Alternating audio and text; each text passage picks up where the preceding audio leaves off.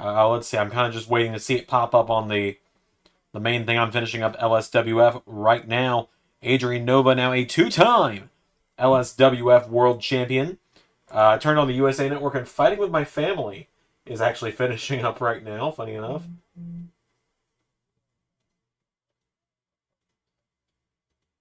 So let me get the old tweets put out and everything. I'm actually going to use the watch along today to update the website finally as well.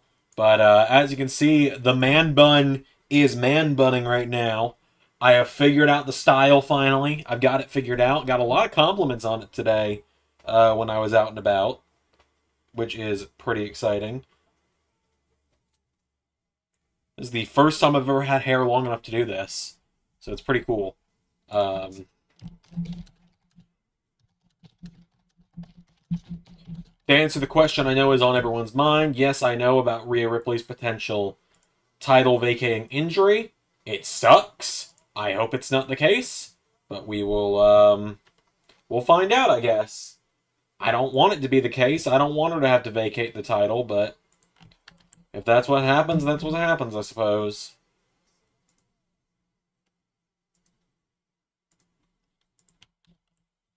It's a good day. Cornwall is one title short.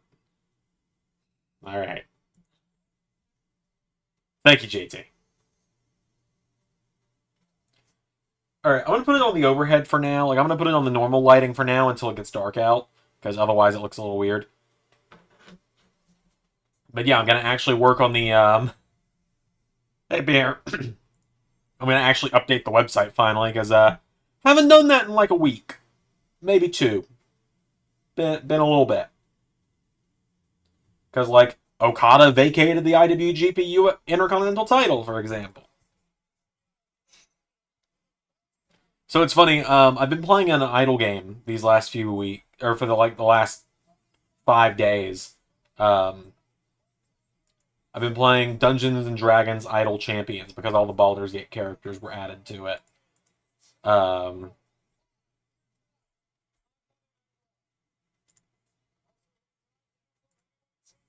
and so I'm playing that lately just because why not, I guess. I've been letting it just kind of run when I'm at work and stuff. Damn flyaways.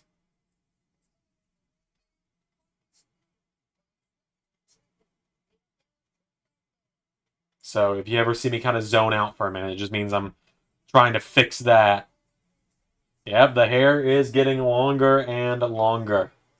I gotta be ready for the 10K special when I have to do the Rhea cosplay. I gotta make sure I don't have to wear like a wig to do my Rhea cosplay.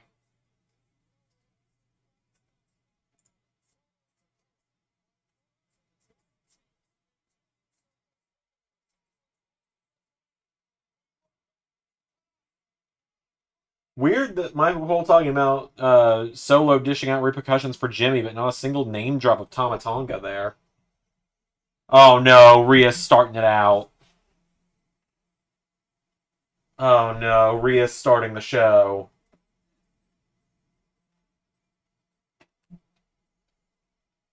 Arm in a sling, she looks pissed. God dang it. She's about to vacate the title. Man.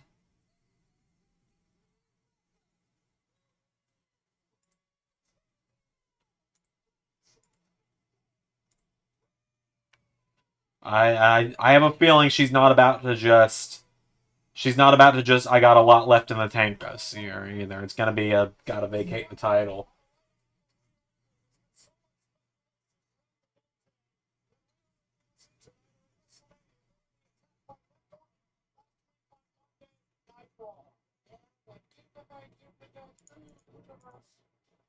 Yeah, sure it is what it is, but when it's one of your favorites, it hurts to see.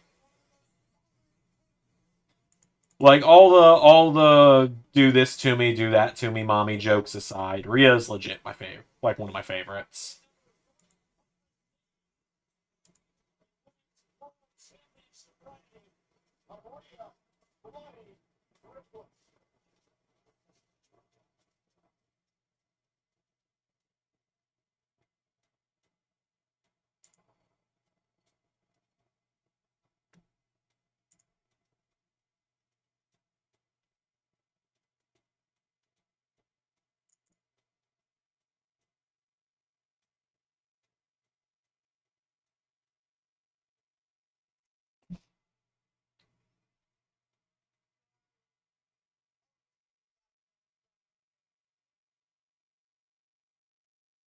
Man, if I had a nickel for every Judgment Day member that had to vacate a world title due to an arm injury, I'd have 2 nickels. It's not a lot, but it's weird that it happened twice, right?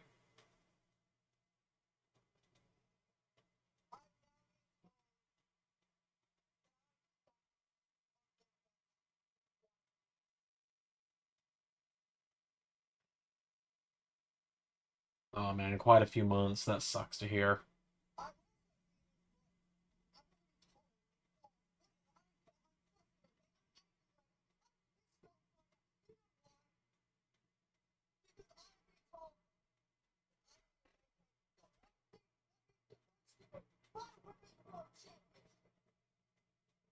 You hate to see it.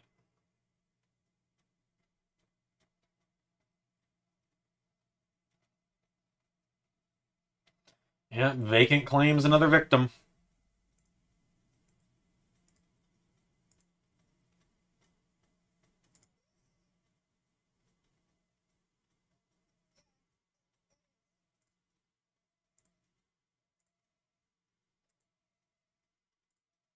We don't have to mute the feed every time they say bullshit, guys.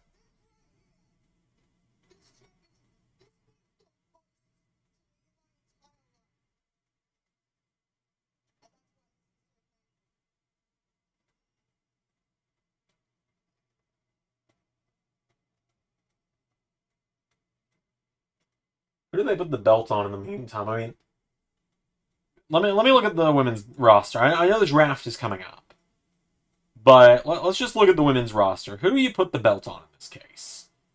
Let's just look at who's on Raw. You could put it on Becky. I could see them just going with Becky because that's a safe set of hands to put it on. Bully LeRae with the belt would be hilarious. Chelsea dumb lucking her way into it would be great. Probably not Indy. Definitely not Ivy. They're both too not winning yet. Ish enough. Obviously not Katana and Caden. They're a tag team. I mean, I cannot utter the words Liv Morgan because I do not want to see her with that belt. Maxine, definitely not. Natty, definitely not. Nia could be kind of fun. Same with Piper Niven. Nikki Cross is injured. Raquel's injured. Shayna with it would be fun, but she's doing the Zoe Stark stuff. If Tiffany wasn't on SmackDown, I'd say her. Well, the draft is coming up, so it very well could be like a tournament. If you're asking me, which no one's asking me, if you're asking me what to do here,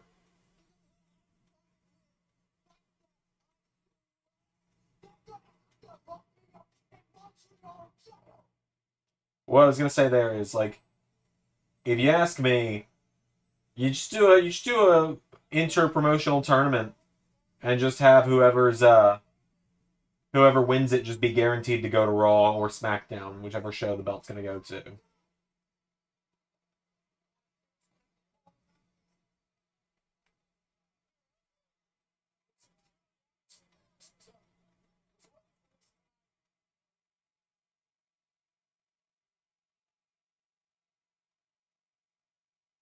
Oh, there was another screen glitch there. Getting the Uncle Howdy glitches out early tonight, huh?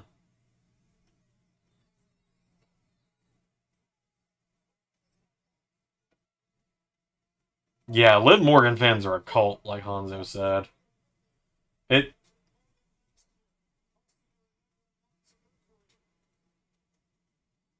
Liv Morgan fans concern me.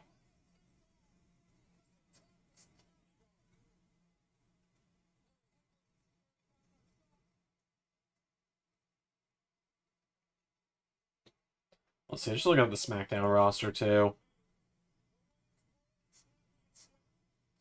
Honestly, call me crazy, but I wouldn't have vacated it. Either do an interim champion or let her keep the title and try to elevate the other women's titles that need help. I mean, I still think we need a mid card women's title. Oh snap! That's a really cool shot of the silhouette of Sheamus. I like that they're not showing him yet. I like that. Okay, so when was the last time I updated the website? When was the last premiere on the channel? Raw premiered last week, right? When Jinder beat Kevin Owens? Yeah, that was a premiere. Let's see, Oblivion, that's how I'll know. If Oblivion has a record on the website, that's how I'll know if I've updated the website yet. Okay, cool. I have not updated at least since last NXT, because Oblivion does not have a record yet. Let's see. What's Jinder's record looking like? Because that might help me figure it out. Yes, I remember doing the Raw updates live.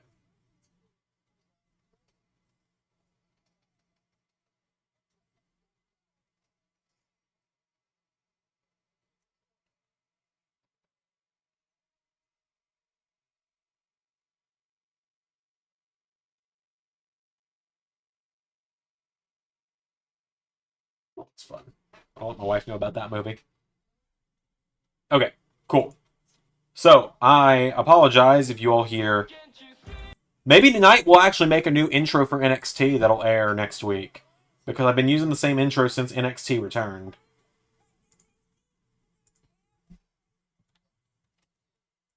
Okay, so Oblivion got a win.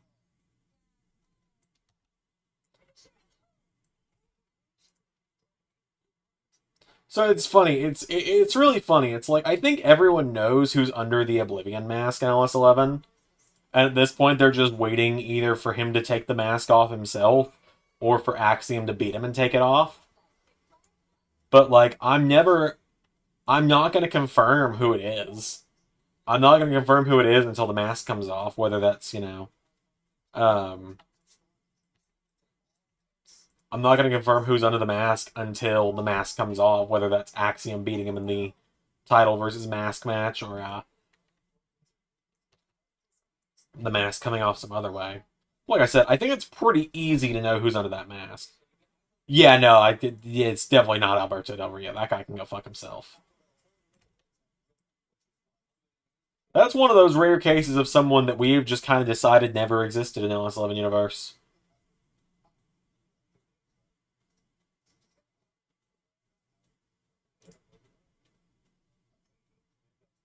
Throw a swerve to make people guess. Ray says maybe we'll change who it is out of spite. Wouldn't be a first. It's not even spite for me. It's like, I know it's obvious, and I'm perfectly okay with that. Also, shout out to Hanzo, who is now a two-time LSWF World Champion. That's why I need to remember to update the site.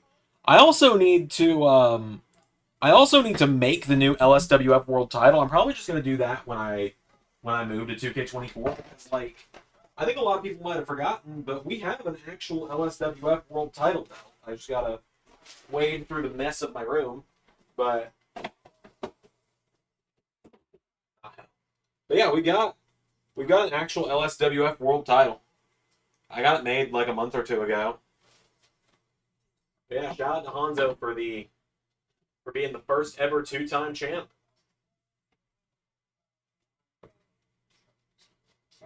The first of Cornell's 5 titles to go.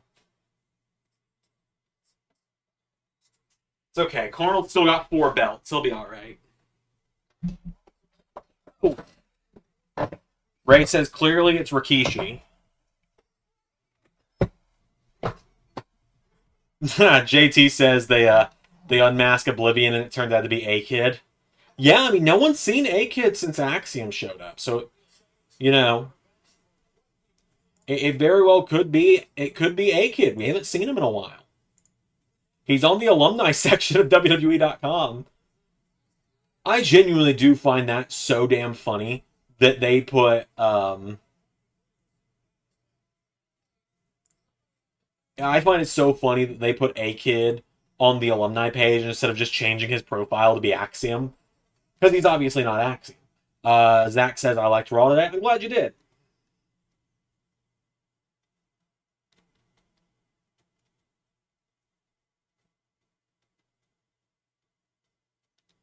Oh, big group hug for Rhea.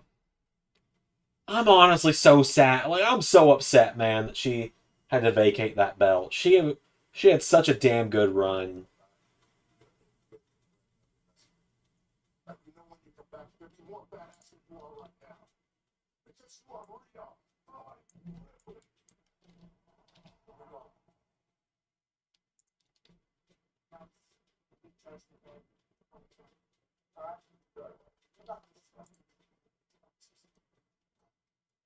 Oh, what's Dom Dom gonna do without mommy?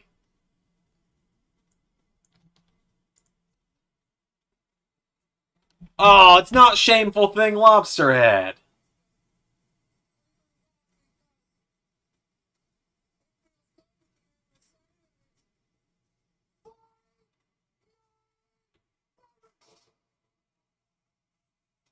He's wearing like shorts. Oh, Seamus, I've missed you, buddy.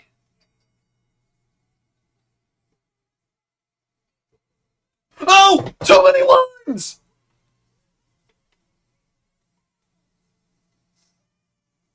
They went back to the old theme.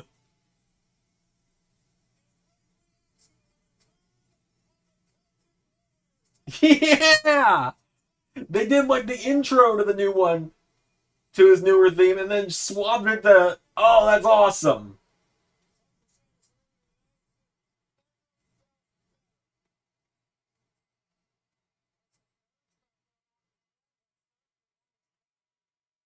Oh.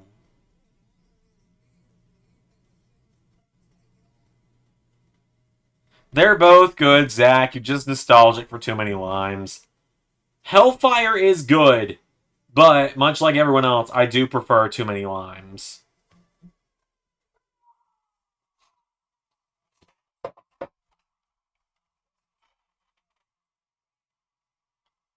Banger. Actor banger.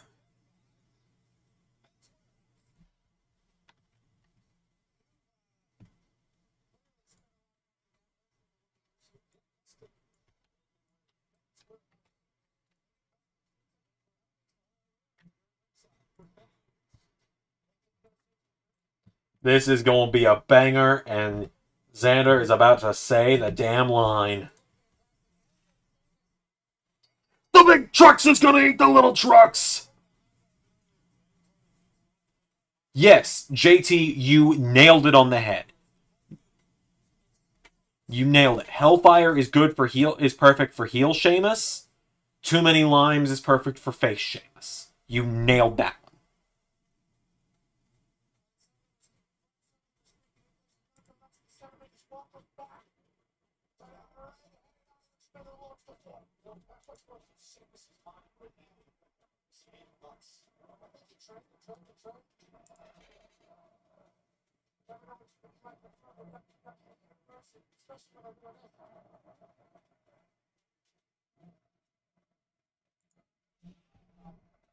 God, I've missed Sheamus.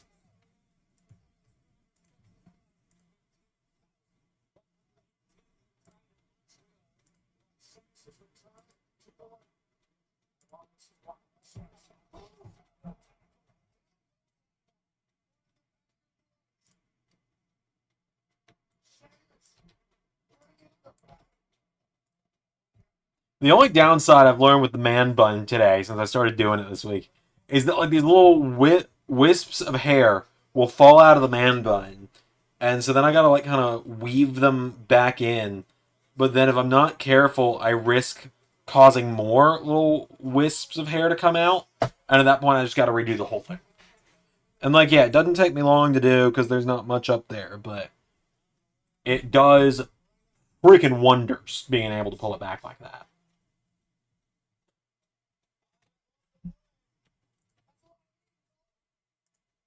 Oh, big meaty men bumping me.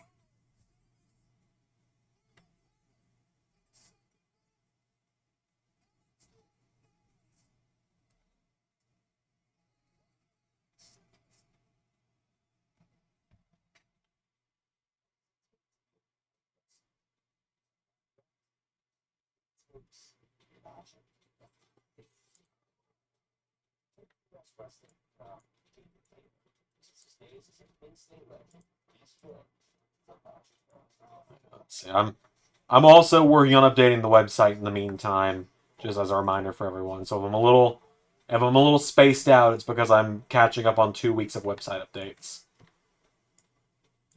Also, for those wondering about Flash Fury, why have I not gotten back to it when the last 3 watch-alongs I've said, yeah, I'm going to get back to it soon? At this point, I'm kind of waiting. I'll give you all a scoop here. I'm waiting on them to reveal what the WWE Speed Championship is, so that we can make the Flash Fury Championship and have it be the third floating title in LS11, alongside the Grand Championship and the NWA title.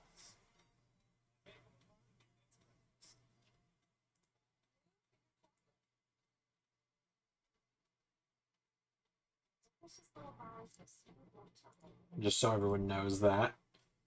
Also, the card for the Rumble is really heating up now in LS11 Universe. The Men's Rumble continues to prove it is going to be the most stacked Royal Rumble we've ever had. Do I like Solo's Bloodline or the original? What if I like both? Is that... What about that? A-Kid is serving underprivileged children with El Generico at the orphanage in Mexico. He serves a higher purpose now. Ray, you're absolutely right.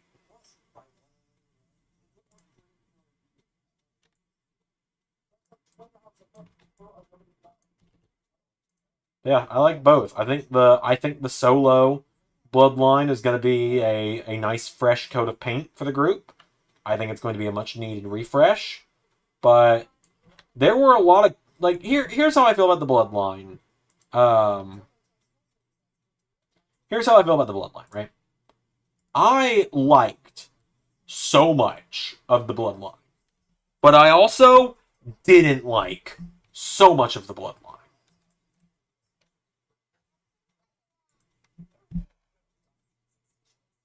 Like, there were things I loved, there were things I hated in the group.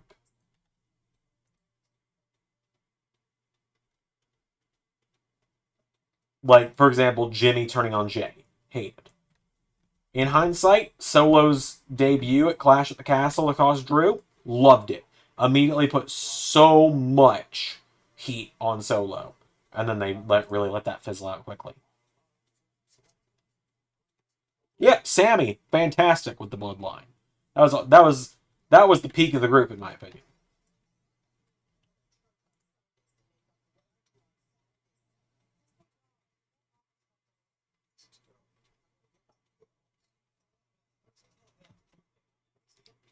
LA Knight call out the attacker on Raw. Yeah, you're right, he did. Said that everyone knows who it is, and I think everyone knows who it is.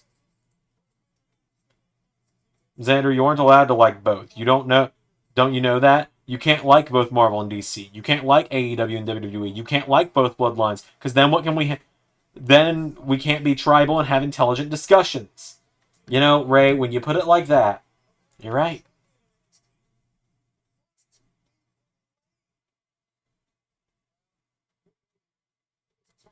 You know, it's funny. I've joked so much lately that I've become more zen and like relaxed over the last year or so. Like since early 2023, I've mellowed out big time. I used to be a lot more high strung, which I know is terrifying given how high strung I am now. I always like to talk about how I'm kind of like in a more zen mindset now. I think the man bun really adds to that. Between the man bun and the sanctuary.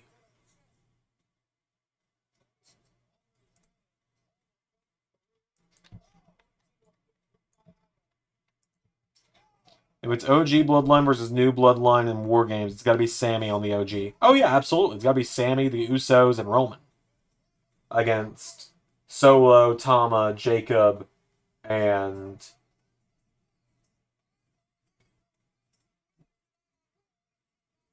Solo, Tama Tonga, Jacob Fatu. We have talked so many times about who the fourth one is. Well, Hikuleu's contract comes up in a couple months, so it could be him, actually. Hikuleu is Tama Tonga's brother. I don't know when Tonga Loa's contract is up, but, you know, that Camacho return could happen. My God, if that does happen, though, like, unironically, not going to call him Camacho, Tongaloa. If Tongaloa comes to WWE, the Gorillas of Destiny versus the Usos, banger after banger. That's all I will say to that. Now you see, Xander, when you become a man bun guy, you unlock the understandings of the deeper universe. You know, you say that. I got a text. I got a text my buddy Humphreys, who is my old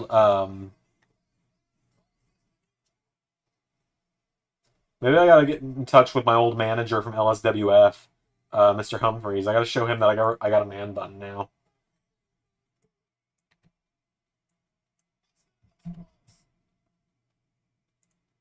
Maybe they could get Lance or Zilla. Yeah, I could see Zilla. I always forget about Lance and Hawaii though. I'm not gonna lie. Could see it though.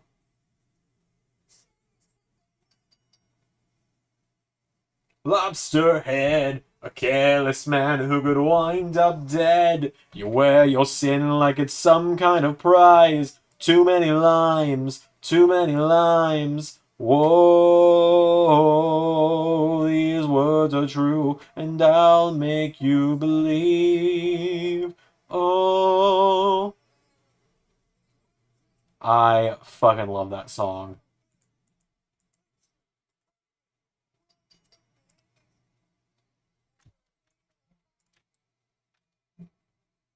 And I will see you right and straight to hell.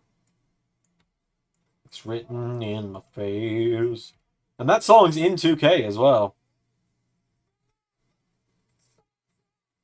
Hey, Luke Gallows used to be Festus. That's true. Zach says, or Manu, lol. JT was already joking about Manu in the Discord the other day, too. So that's the second time I've heard someone mention Manu talking about the bloodline.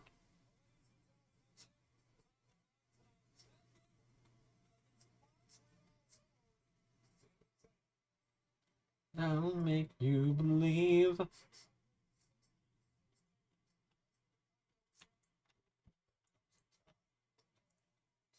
So did we like Kevin Owens stunning everyone that moved today, including Rhea Ripley and myself?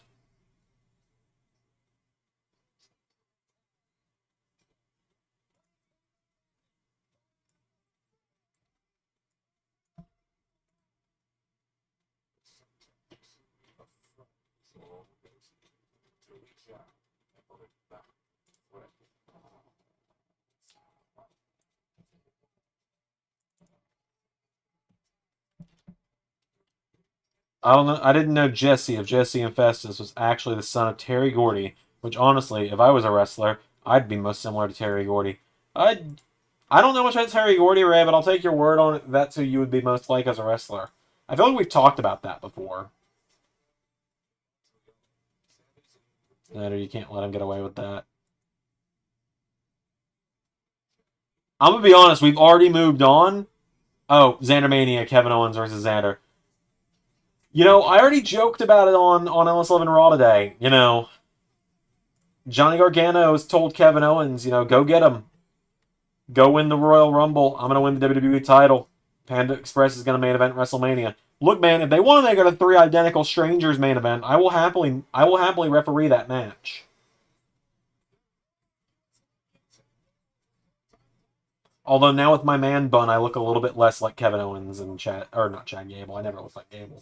I look a little bit less like Kevin Owens and Johnny Gargano now that I've got the man bun.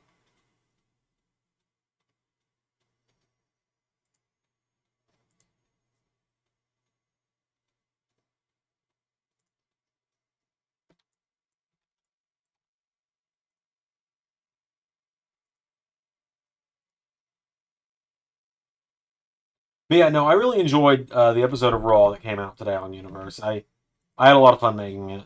Zill would be awesome. Another one that could get to WWE because of Booker T's Reality of Wrestling. That's how Jacob got in. Was with Booker T. Well, yeah, I think WWE had interest in him already, but I think Booker T made like that big push to get him there. If I remember correctly.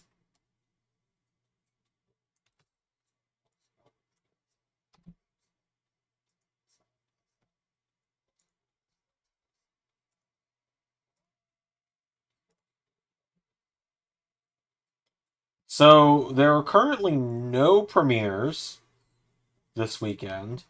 So I talked about this in Discord. On the schedule, I've got a Ring of Honor show for Saturday. I'm gonna be real with y'all. I don't wanna. So probably not happening this week. The new Freebirds: Reyes Terry, Bam Bam Gordy. Zander is Michael Pure Sexy Hayes, and Hanzo is gorgeous Jimmy Garvin. Oh man, the world ain't ready for that, Ray. The world ain't ready for that, Ray. Doot doot doot.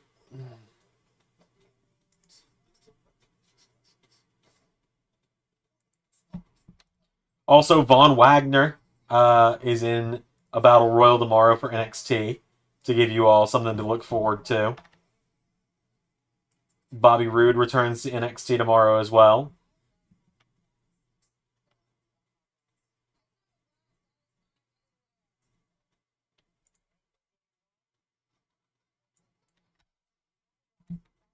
Yeah, you get Von Wagner tomorrow, because who doesn't love Von Wagner?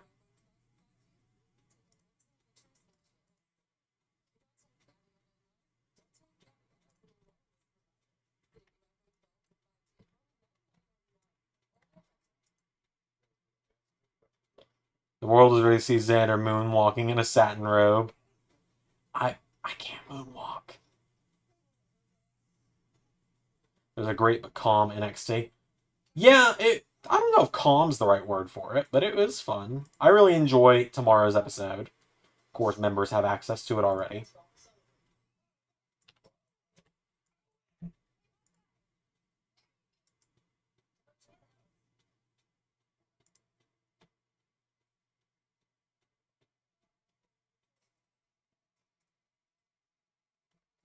God, I love battle royals. They're like one of my favorite matches to play.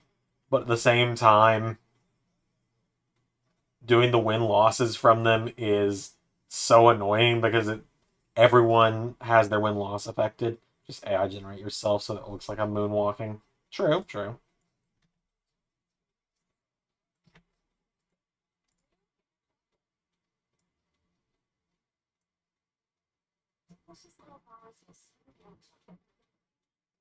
There are worse things that I could do.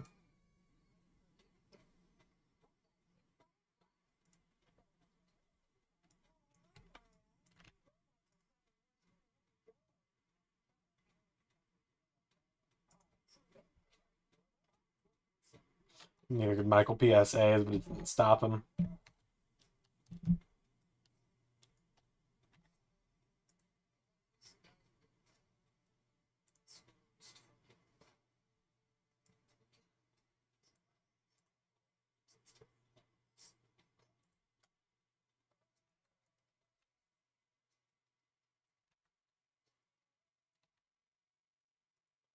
We are getting so close to 1,000 episodes of Universe, by the way.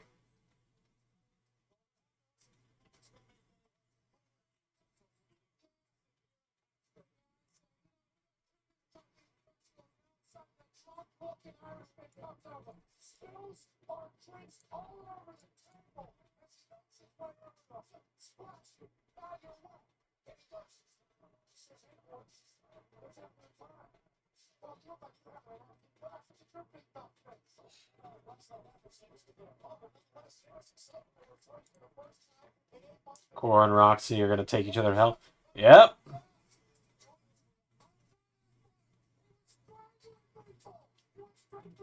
Speaking of AI generated, Xander, I think it's time that we talk about you pre-recording your streams. I do not know what you were talking about, JT, Jason Titus. These streams are not AI generated. If they were AI generated, then why would my sentence structure sound so fluid and human-like? And I would not be able to mispronounce words like mispronounce. Because as we know, AI can perfectly pronounce every word in the English language. Anyways, Triple H!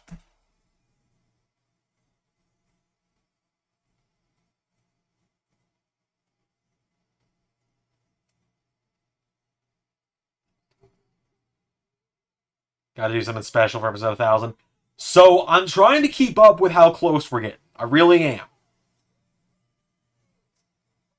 The issue is I don't know exactly when we're going to hit it. It's like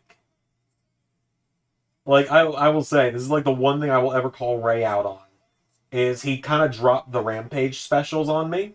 So it went from the World Cup Finals were going to be episode 200 to the World Cup Finals became episode 201 of 2K23.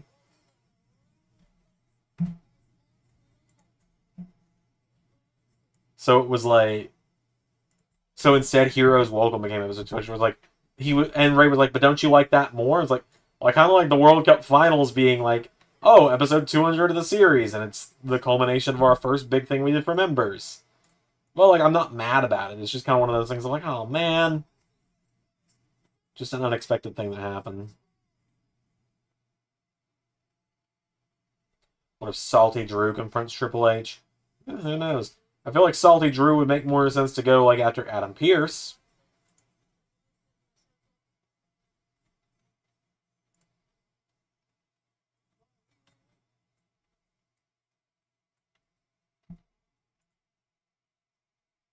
Also, just so you guys know, when I say this, it's going to sound weird.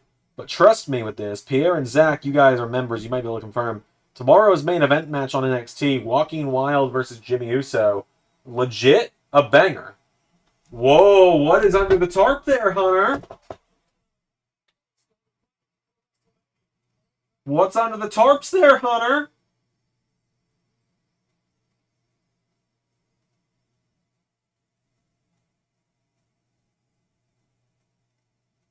Hold up a minute.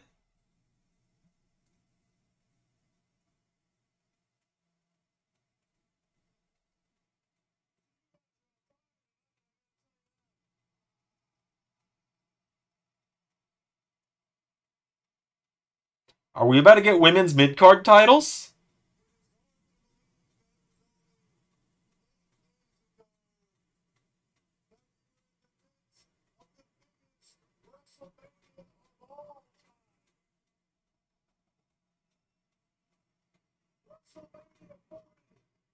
We about to get a women's US and IC title?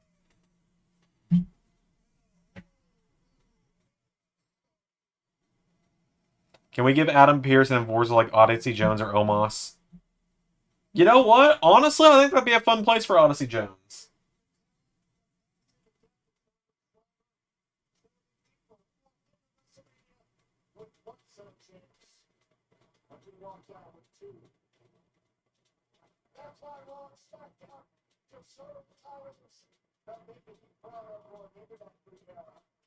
Are these new tag titles?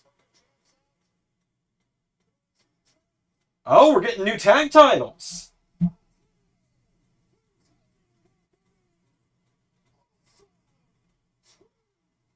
Thanks, Daryl. It looks like we're getting new tag belts. Are the Smash Nickels finally gone? People over there, what's up? You feel me? Stand up and say what's up. What's up? What's up? What's up? What's up? What's up? What's up? What's up? I've been giving me up. I'll keep it simple. I'll be busting them up like a pimple, stating my claim to fame. Fast as young and setting foot in the game. No, I haven't even started yet. You better believe I haven't even started yet. Oh, what's up?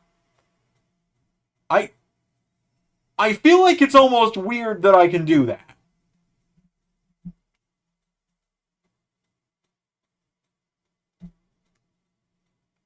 We'll go with the. There we go. Blue light time.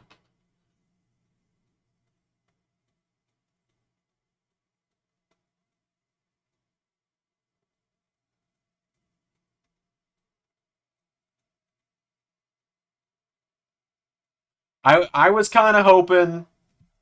I was kind of hoping they were going to be women's mid card titles, but we'll get there. I think we'll get there.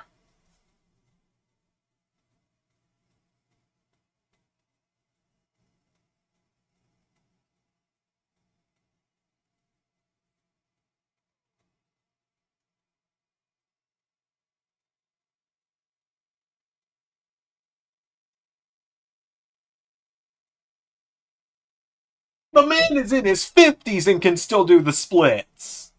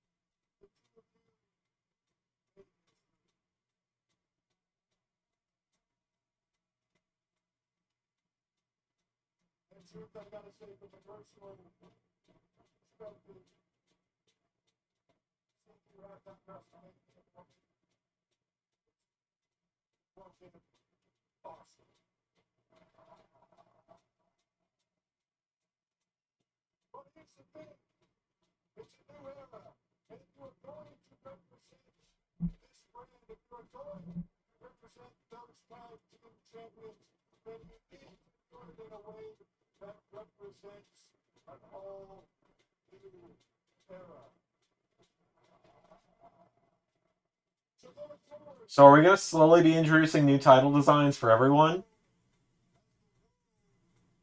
Oh! They're officially the World Tag Team titles now.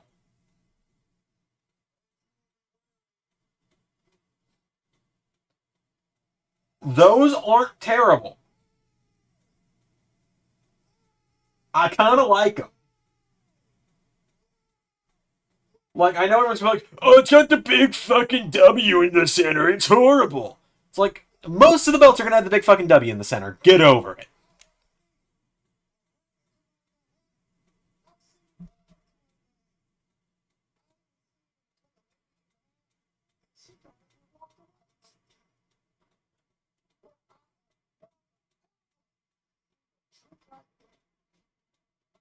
Those are some nice looking titles.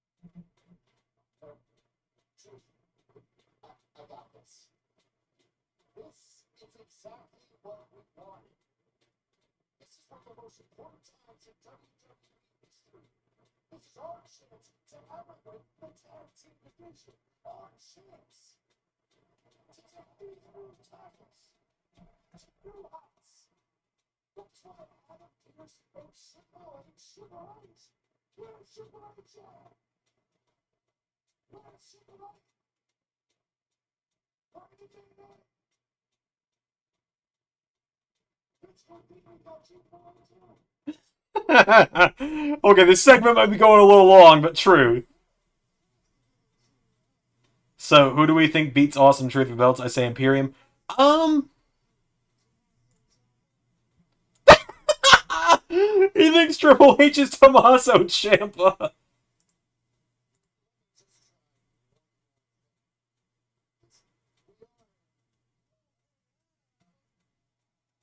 Um, let's see. Imperium would be fun. I'd kind of like to see the Creeds or DIY.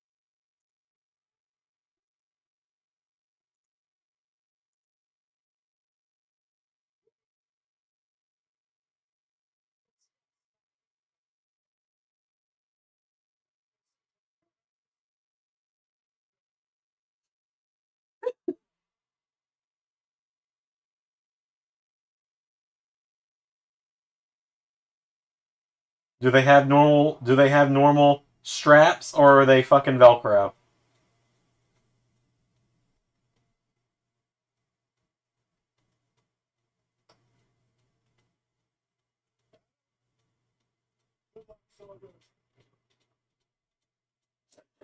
The defeating Adam Pierce's eyes. Triple H doesn't drink those, Zach.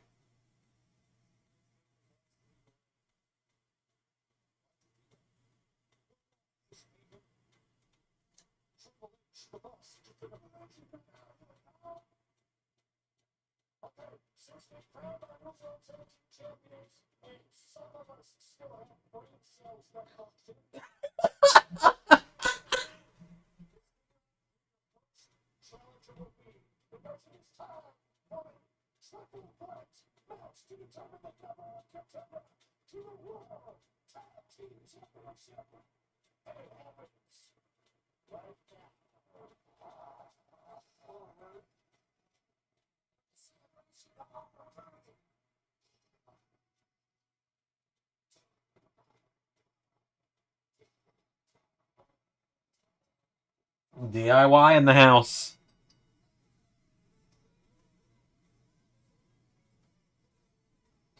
Yes, it's not even. It's actually like button straps. It's not fucking Velcro. Another Velcro belt is gone.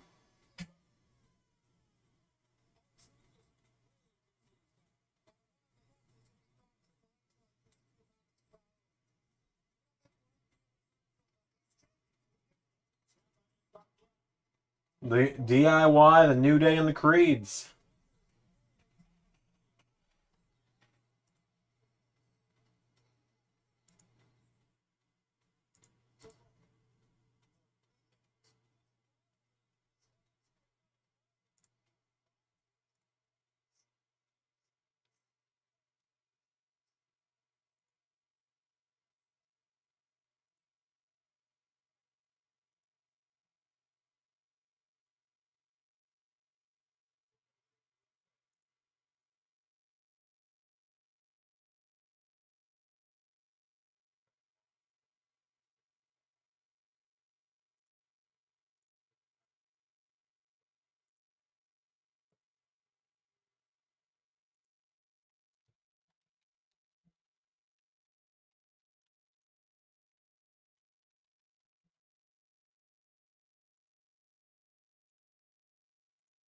It's fantastic seeing.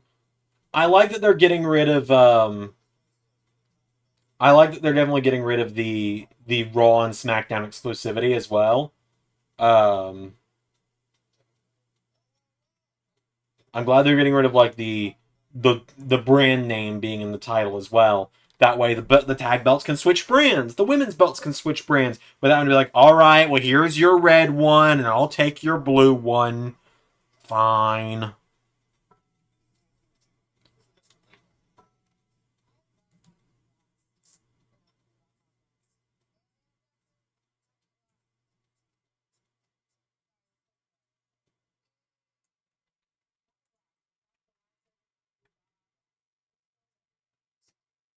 Okay, I'm gonna throw you guys on the intermission screen for a second. Or hold on, where's Luigi? Um, when I log into the community creation makes those titles. Well, the pre-order image that has official HD renders of the belts is up now, so I imagine by the end of the night. I imagine like end of the stream. We'll check at the end of the stream. All right, how's that sound, everybody? All right, Luigi's gonna stand in for me for a minute. I gotta take my trash downstairs from dinner. We had Firehouse subs because I fucking love Firehouse, and Luigi is gonna sit in place for me. And he's going to use the booster seat that is this Sonic pillow. There we go.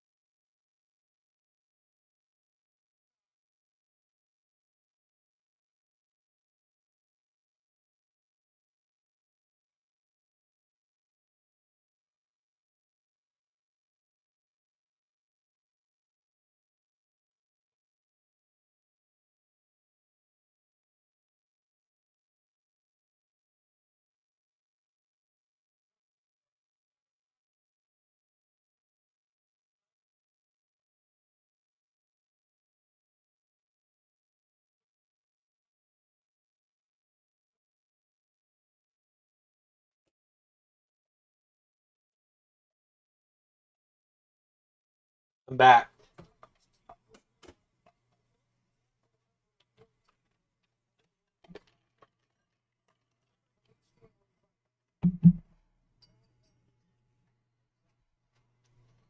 Hey, Tech in the chat.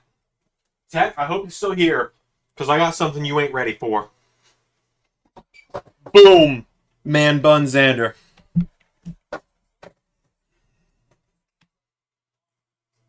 Stand-in Luigi with great insight, as always. I mean, he might as well just take over.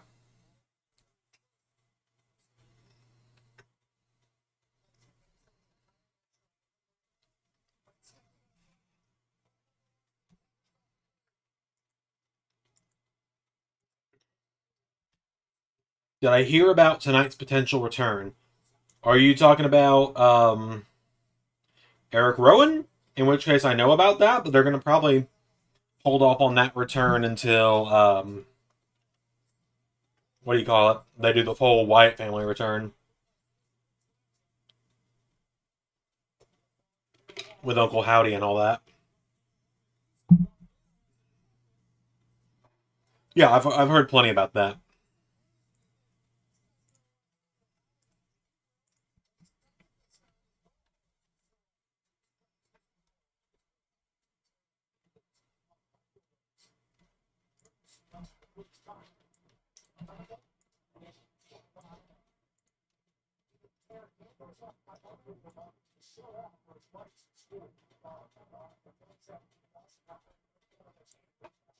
Oh yeah, the AEW tag titles are vacant now. Sullivan Universe now too. I forgot about that.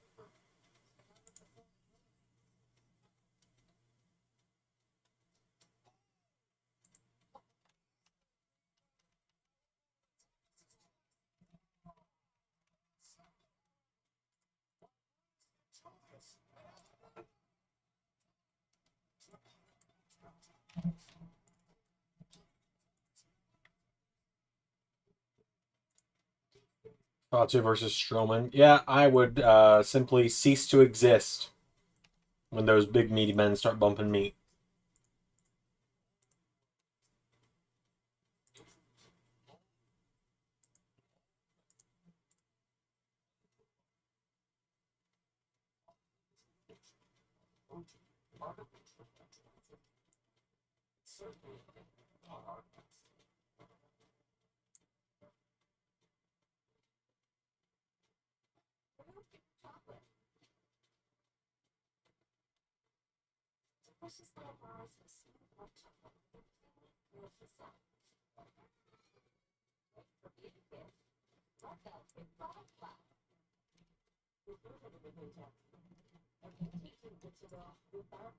Okay, hold on here. Let's see.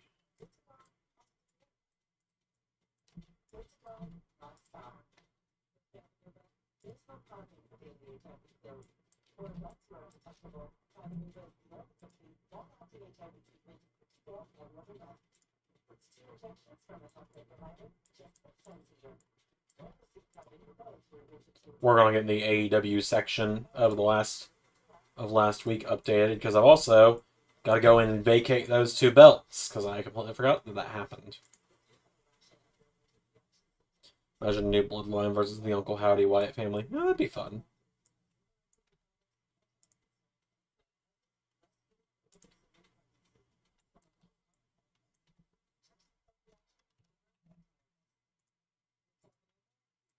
Cool, that's AEW handled. I'll get the title stuff handled in a minute here. Grab myself a little snack while I was downstairs too.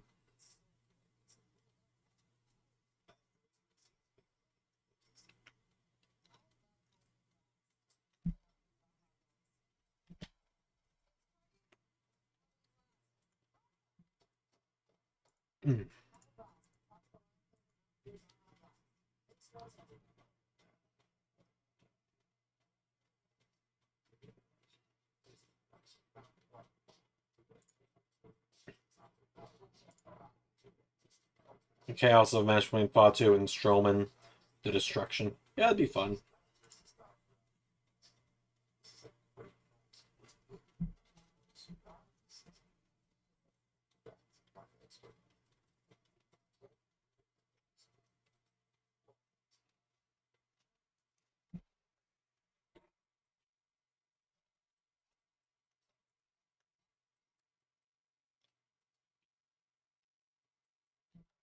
see.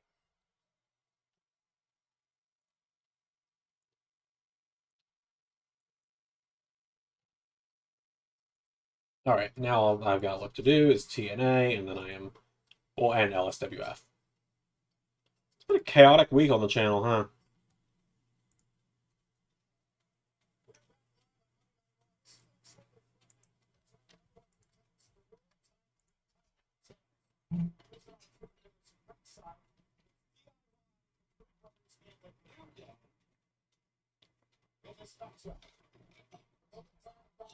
So the winners of this match probably get Awesome Truth at Backlash. Yeah, Backlash. That's what it's called. That's where I imagine that match happens. I really got to get a new chair that doesn't creak every time I shift my weight in it.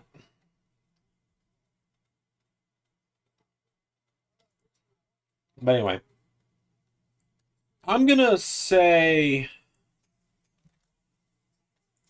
DIY possibly.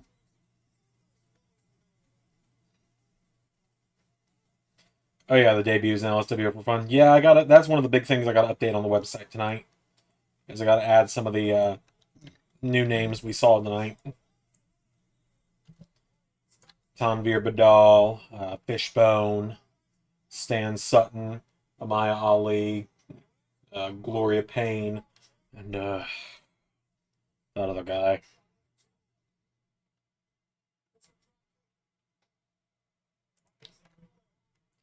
Got issues with the other guy that showed up. You'll understand later.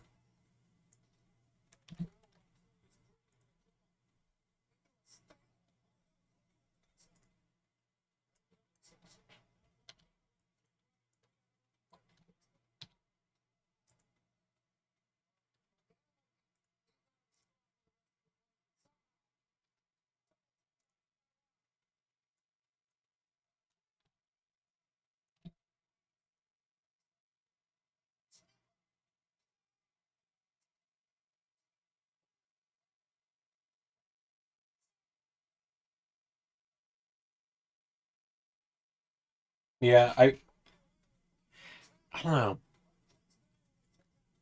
I feel like I'm thinking way too deeply about who's gonna win this match.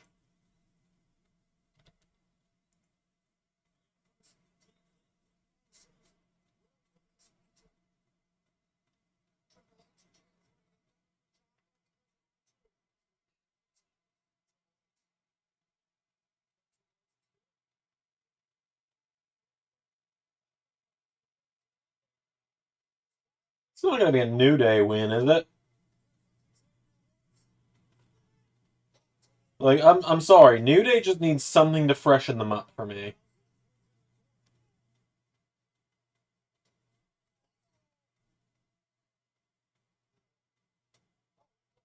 Because it's been a lot of the same for about the last 2, 3 years now.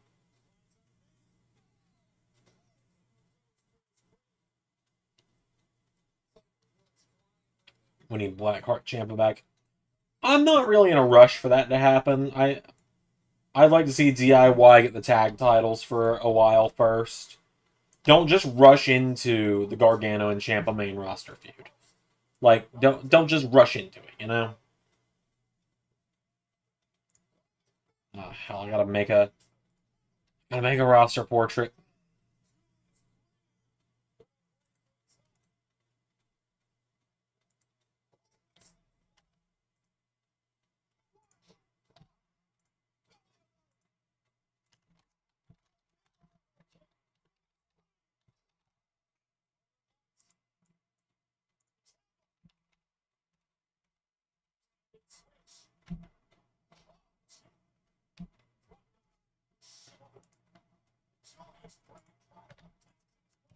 Yeah, no, we don't need Blackheart Ciampa back right this minute. I think we got a while. DIY on main roster have a long shelf life.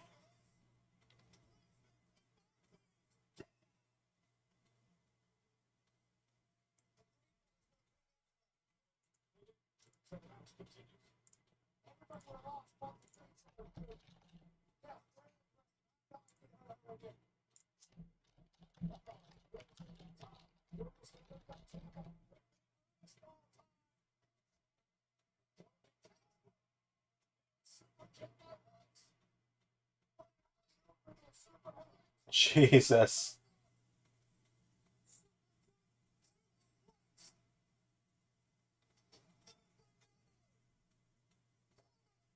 Oh! DIY with the win.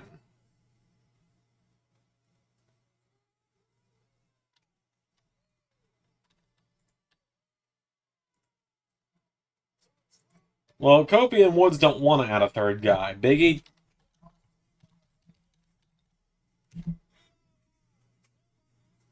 Saying they need to break up and get Blackheart champ so I don't have to hear their annoying theme. I don't like their theme, but I don't want the team to break up just because I don't like the theme. Zach, look. Simple solution to that? They get a new theme. They get a better theme. Modern problems, modern solutions, and all that.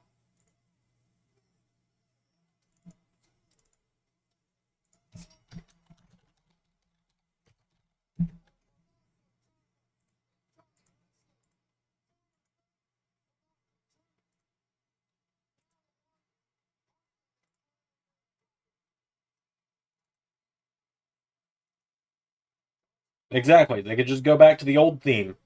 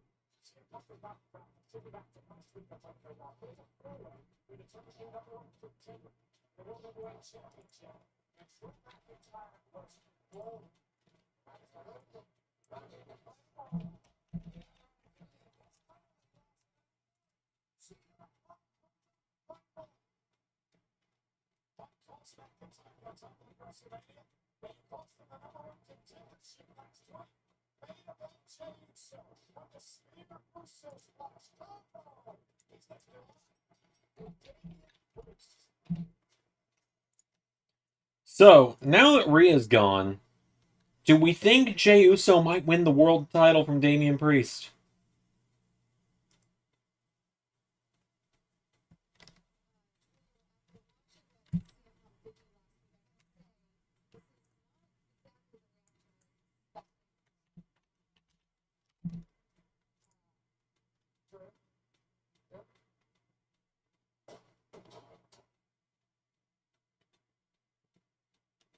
Yeah. Drew's a little upset, understandably so.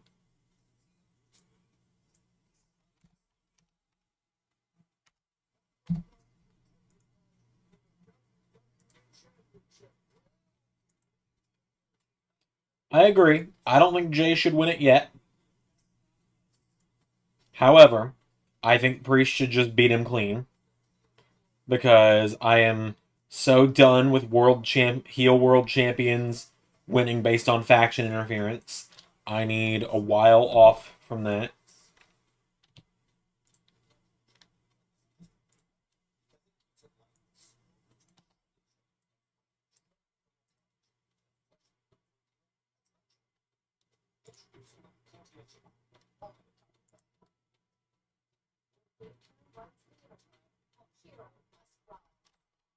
If you're gonna if you're gonna capitalize off Seth doing all that work to make that world title mean something, it doesn't need to immediately become Roman Reigns light with how the matches all end with interference.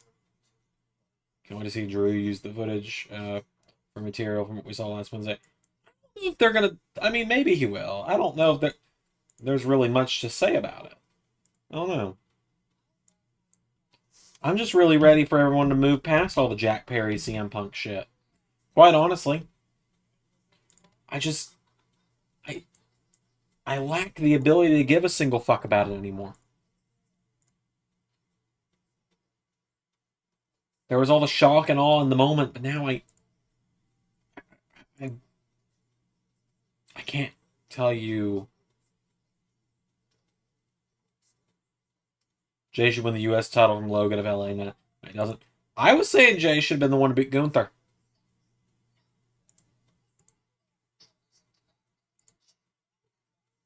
I was 100% behind Jey Uso beating Gunther, but you know they gave us Jay versus Jimmy instead, which you know they got to have their dream WrestleMania match against one another. So good for them.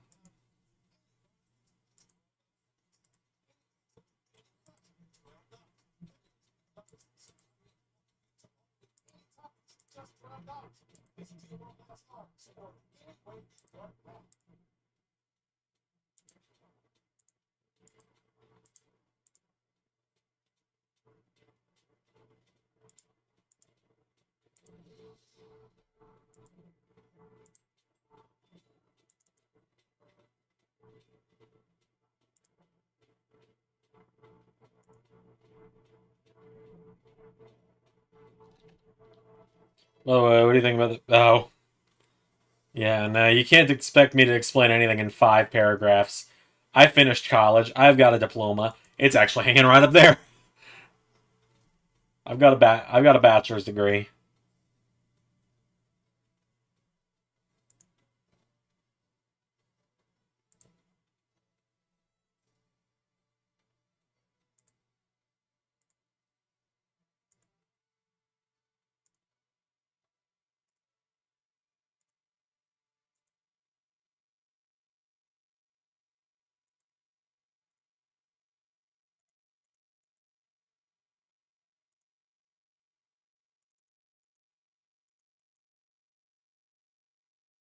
You thought of it? I'm not reading that one out loud, quite honestly.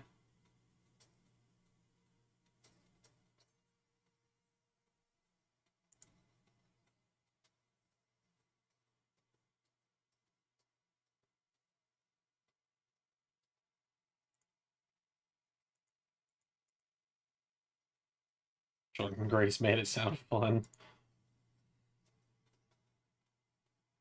Just make Punk look like fail because everything he said in the interview was truth. Yeah, I really.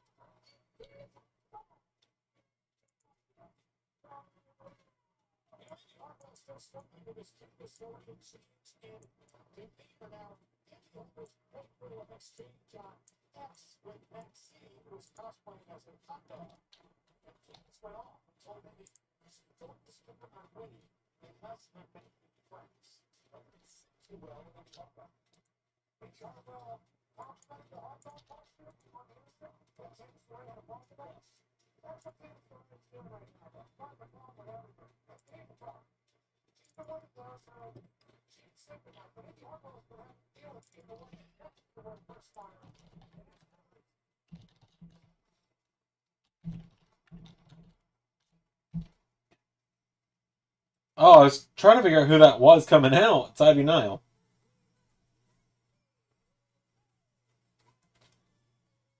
I guess I'm not used to Ivy Nile having her own theme.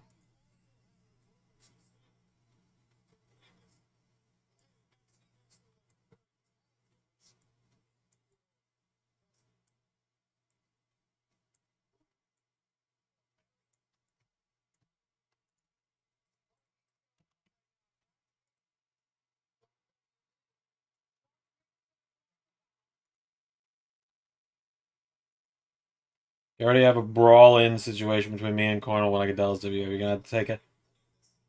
You're gonna have to talk about that for months. Yeah, I don't think. I don't think that's gonna happen.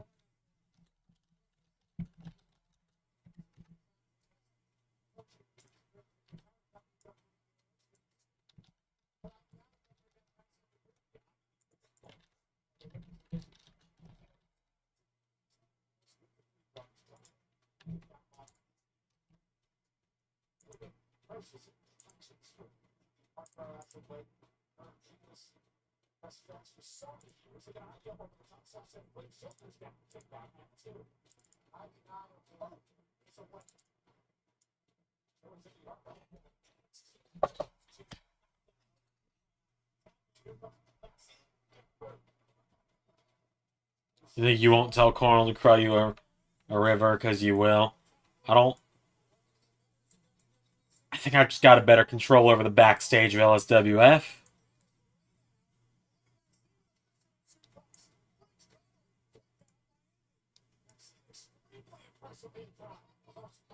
Well, you say Drew will use the footage on Twitter, but Tony Khan's been having it taken down from everyone that tries to use it.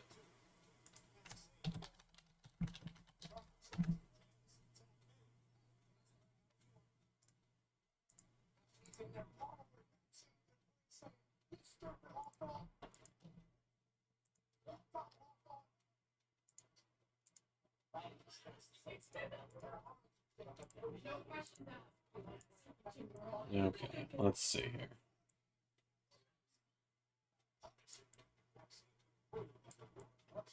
I will say, getting renders made for LSWF is my least favorite part.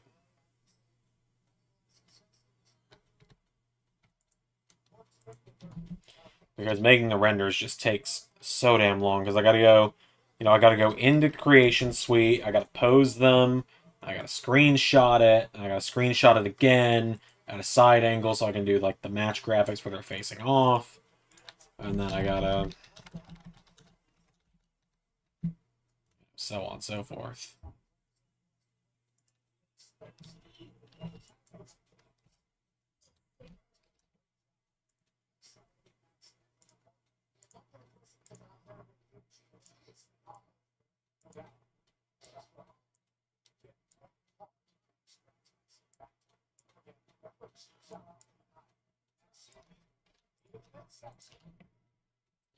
One of my favorite brand of chips. I'm a Lay's Classic kind of guy.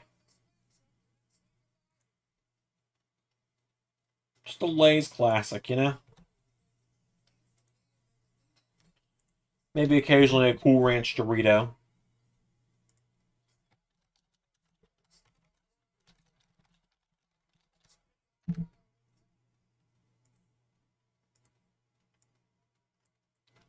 Stuff like that.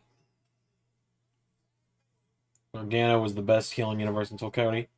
I don't know. I think Monday Night Messiah Seth Rollins was one of my favorite heels in Universe before Cody.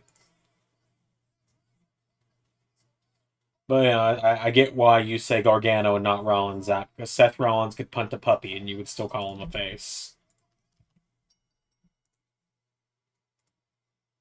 Well, looks like Indy's starting to finally get Candice LeRae's way.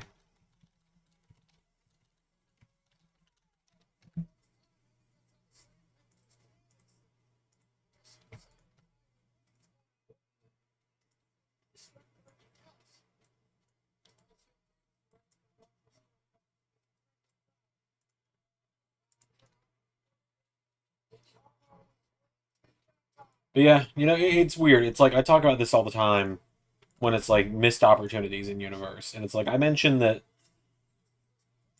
part of me wishes that we Wonder Mystique was one of my favorite ones. Honestly, in terms of ARW, that's one of my favorites too. But like when it comes to missed opportunities, it's like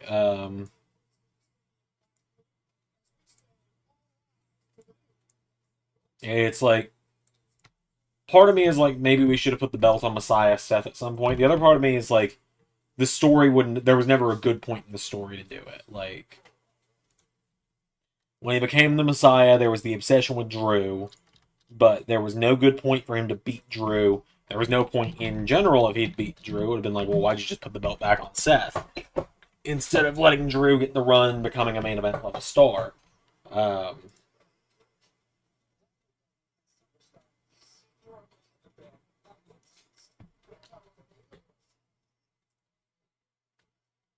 But yeah, and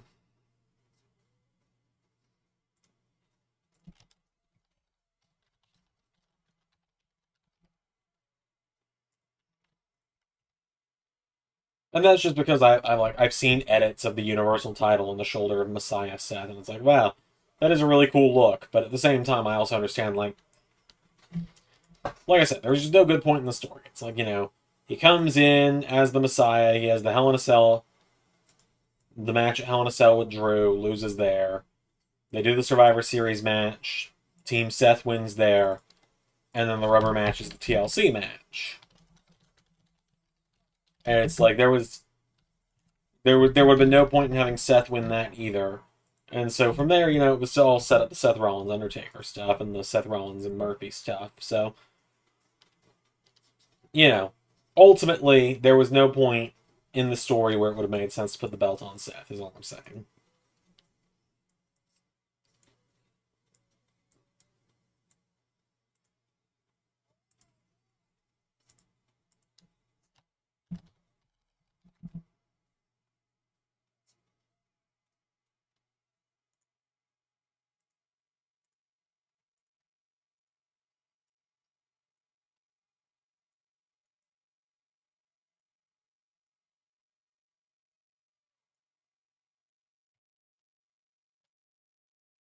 Status already has the updated tag titles. That's why Status is the fucking GOAT. Like, that's why he's the GOAT. The GOAT!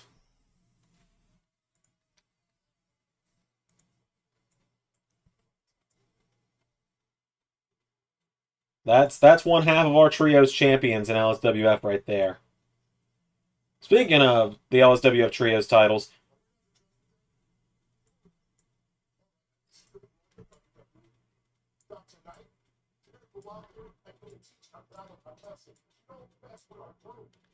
Rhea's gonna come back and the Judgment Day is gonna be imploded, isn't she?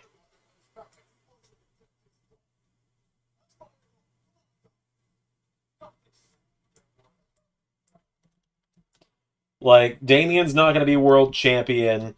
Finn and Damien are gonna be feuding. Rhea's essentially gonna be coming back with the pizza to a burning room. Um,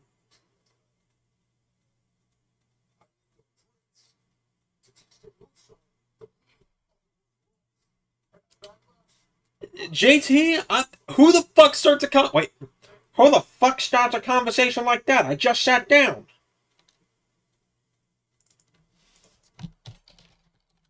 But anyway, what I was gonna say is probably gonna not forfeit, probably gonna retire the LSWF trios titles soon, and instead introduce LSWF women's tag titles because there's so many women's tag teams in LSWF. Like,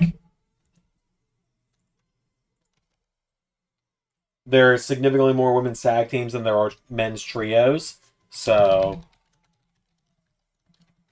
it makes more sense that way. So that'll probably happen soon because like there's literally 3 trios. There's the gang, who are more so a tag team and 2 individual wrestlers than a trio, and then there's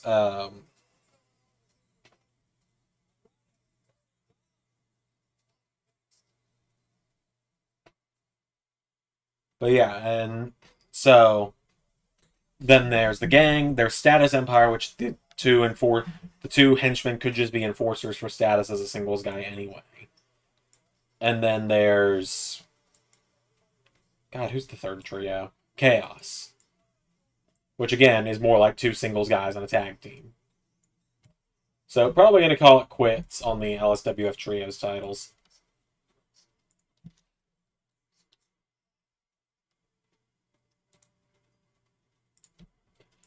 Okay, so quick kind of show of hands in the chat here. Sound off in the chat about this. I've been just kind of thinking out loud. Ray and I, we talked about the idea of doing this streamline. We're kind of leaning more against it right now. Probably not going to end up doing it ultimately, but just because I'm curious what you guys would think. The way it would go if we did it would still be the same 5 shows every week, but the roster would be more open. And I would probably just retire Ring of Honor for good and start unifying some titles. And so it would be like my two big brands would be Raw and TNA. Ray's two big brands would be SmackDown and AEW, and then NXT would just be a over-encompassing developmental. But so like my kind of thought there is, would you guys like want to see the Ring of Honor six-man tag titles or the Pure title become like the NXT six-man tag titles or NXT Pure title, just so that those stay around? I don't know. Just thinking out loud.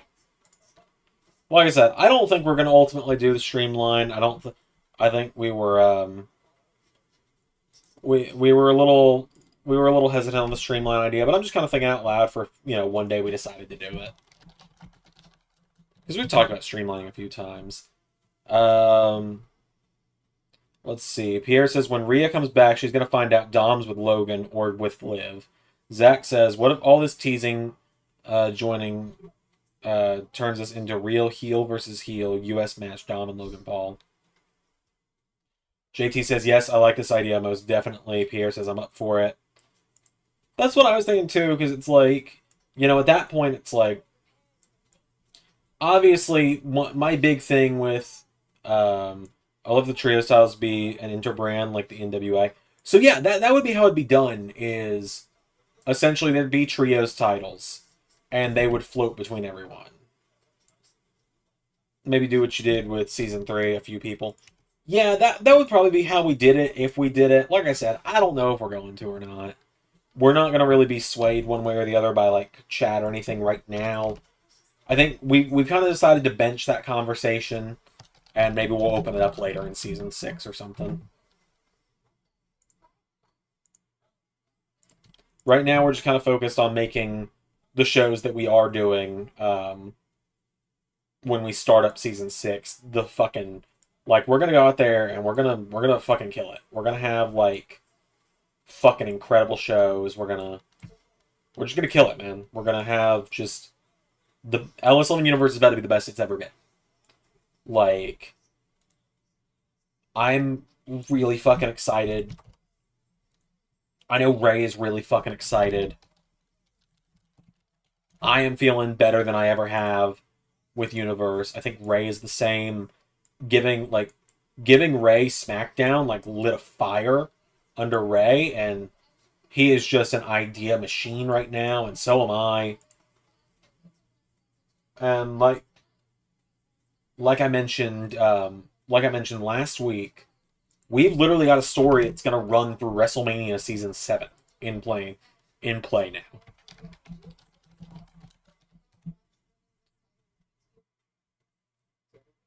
But I really like the way the traditional rosters are more realistic. Yeah, and like my argument for that, like Ray argued at one point, that being realistic is what's made us so special. And I'm like, I think there's more that has made us special. I think it's that we aren't bringing people back from the dead. We're not having celebrities come in or fictional characters come into the main universe and stuff. Like, I love Gore and Perkins. They are the fucking best. But there's also a reason Gore and Perkins are like the most subscribed to universe. But they have just a very different universe from us. But there's no disrespect intended towards those guys. Like, those guys are one of my biggest sources of inspiration to do all this.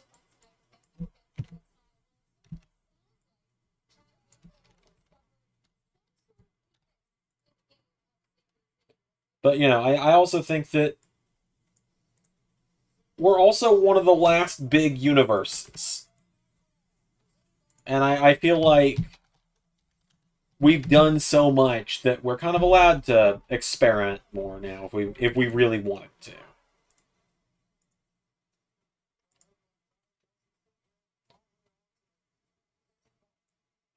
Gore and Perkins are cool, but they're no less loving when it comes to lore and chat interactivity. Yeah, no diss at all. I fucking love those guys. Would legit love and would be honored to like get them involved in the channel one day, whether that's having G and P make their way to LSWF as competitors, or like getting them to appear on like the season 5 WrestleMania kickoff or something.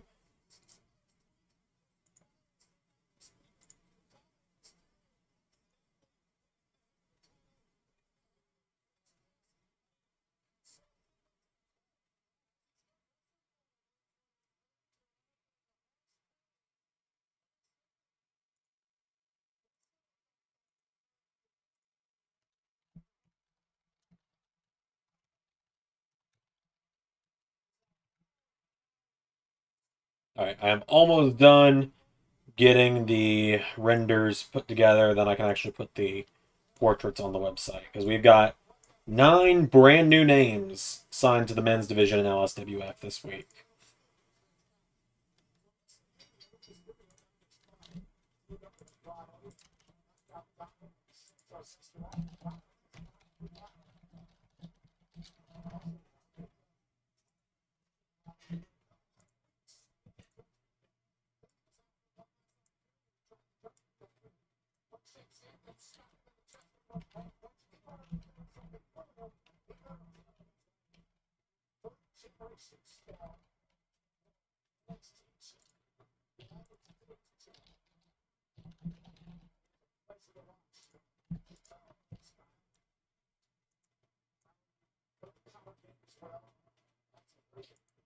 Us and Gore and Perkins are one of the last two universes from your childhood that you still watch.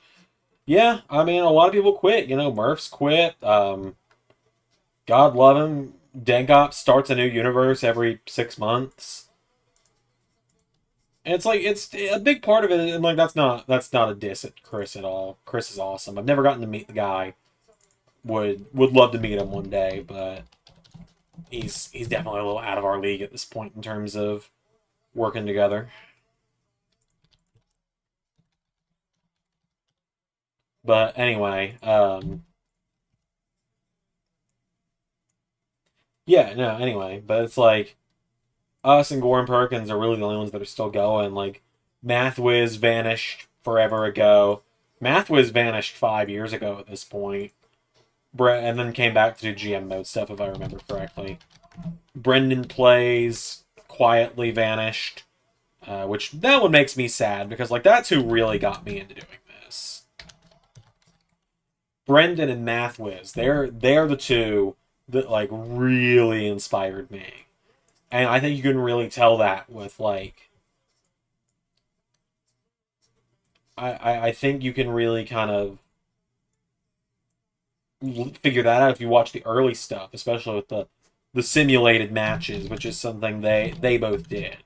Um, the Halo 7 universe very much a riff on Mathwiz's Greetings YouTube. This is Mathwiz 97 intro, things like that. Um, little inside jokes slowly coming about the slightly more fourth wall breaking comments of things like what Brendan says. No more Mathwiz, no Brendan, no Project, no more Murphs. See, I watched 2 of those. I never watched Murphs. Like, and again, this is no disrespect to Murphs at all. The guy clearly put in a lot of work when he was around, but I never watched him.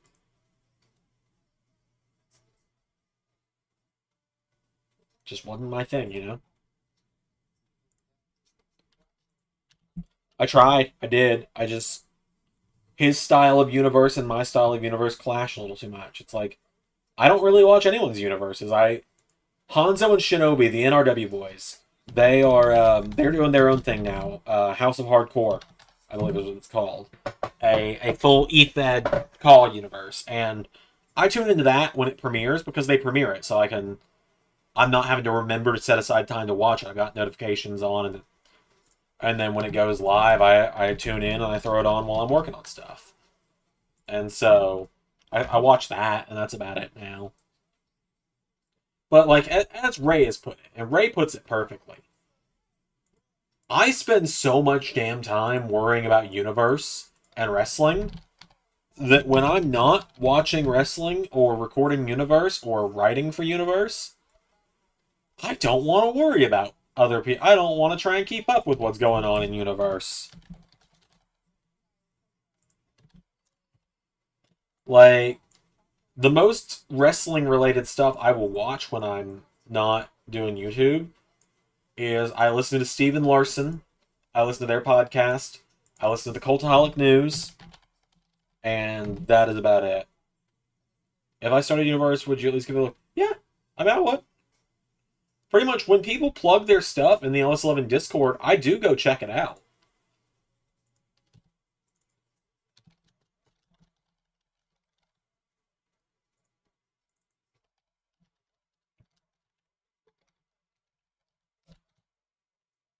I do actually go check it out when people put their stuff in. I'm not joking either.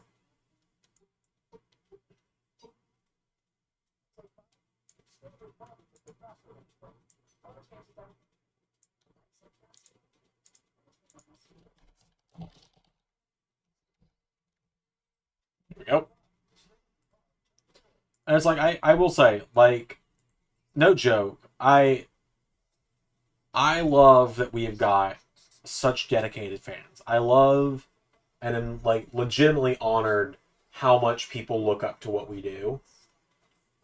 But genuinely, my least favorite thing to get asked in YouTube, and I understand how this makes me sound to say this, but my least favorite thing to be asked is, what advice do you have for someone starting a universe? Because I don't know is the issue. I to paraphrase Tobey Maguire in Spider-Man No Way Home, it just kind of comes natural to me now. It's like I don't it's like how I don't do breathing. I just kind of do universe.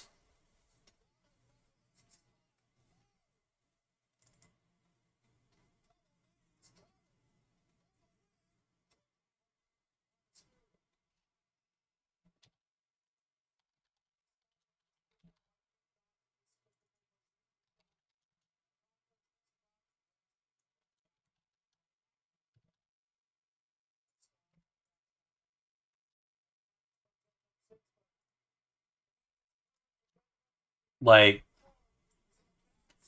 well, actually, my least favorite isn't any advice. My least favorite is when people come in and are like, "Hey, I'm starting a universe. Who should I make my champions?" Or, "Hey, I'm starting a universe. What stories should I book?" It's like, my guy, I don't know.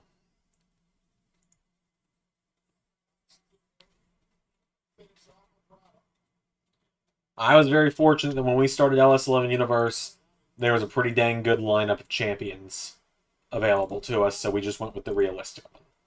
We just went with the real lineup,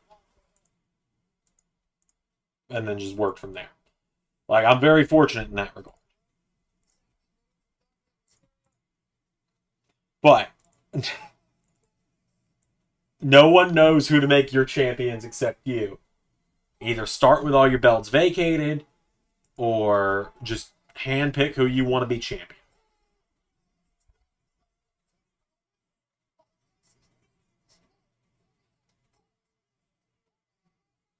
Domino and Dry are having a fun match right now, by the way.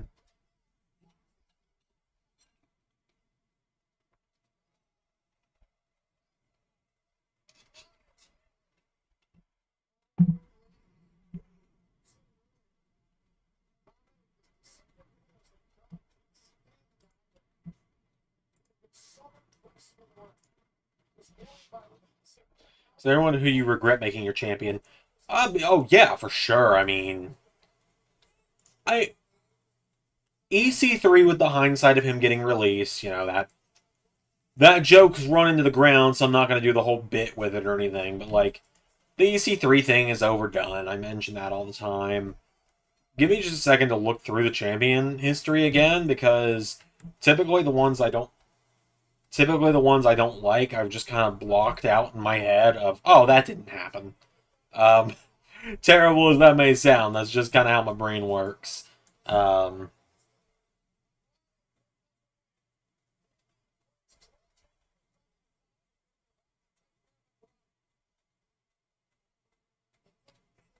to the epic spot destroying the earth. Yeah, I'm watching the show, Zach.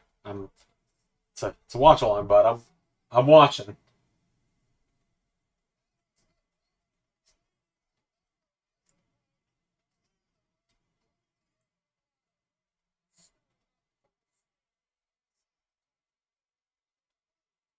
I'm I'm really thinking on that one for you, JT. I am thinking on it.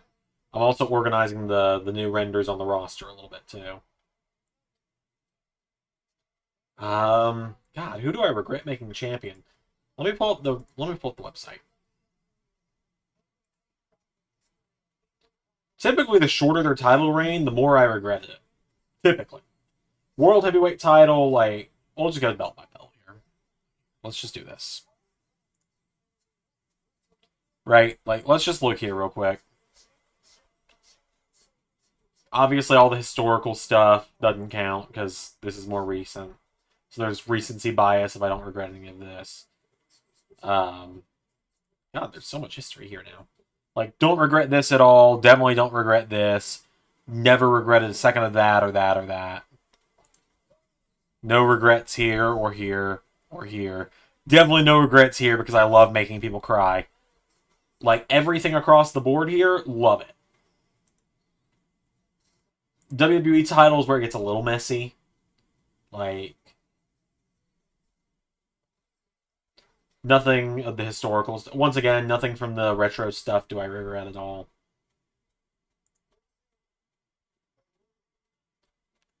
You know, I wish we could have started with someone else's champion, but you know. I feel like if I'd known this was going to happen, then this would have been longer. I feel like this reign definitely could have been a lot better. This reign was just a matter of necessity. I don't regret it. It just kind of was there. I kind of regret this reign.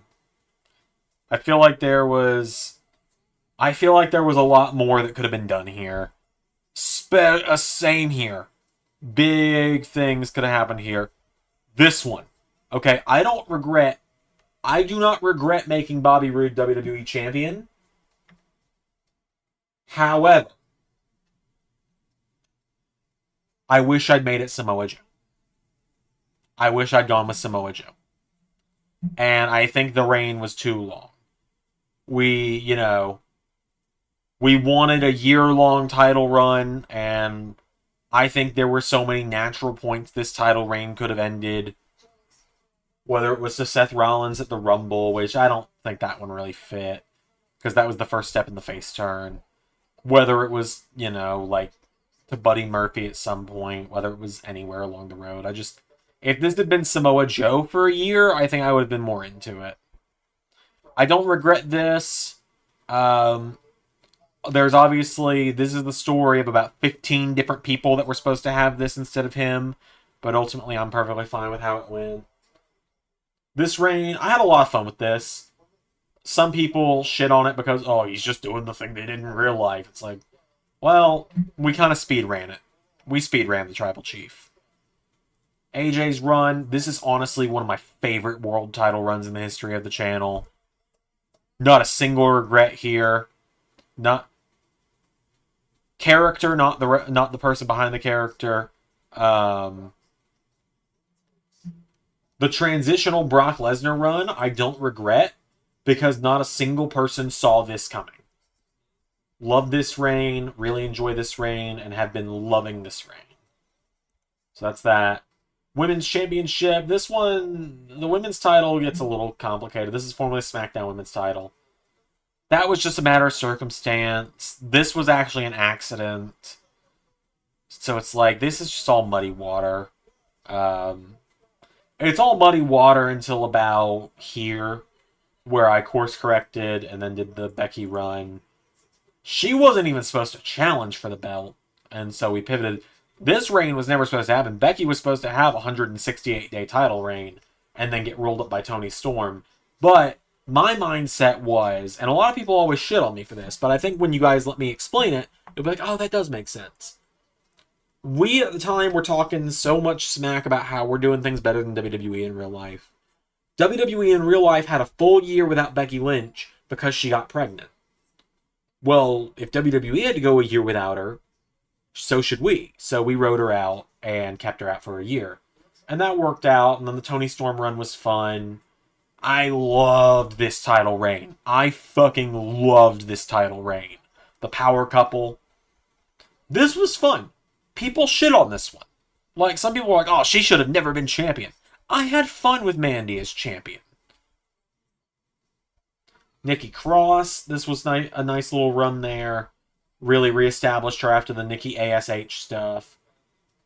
Despite how I feel about her cult of fans, it was good to give Liv a run, only to have it squashed. Very funny to see how, like, these two feuded at the early point of season 4, and were tag team champions at the end of it. Love this run.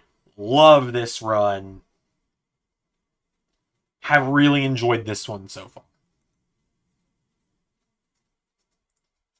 Alright, this is the big one. We all know what one I'm leading to with this one. You know, this was the starting champ, and it was very funny that I recorded the match where this title change happened. I recorded this the same day that their really underwhelming WrestleMania 2020 match happened. And I was like, oh man, people are going to be mad that we're doing the exact same match with the exact same result. And then lo and behold, Shayna Baszler didn't win. I regret this. I regret this one.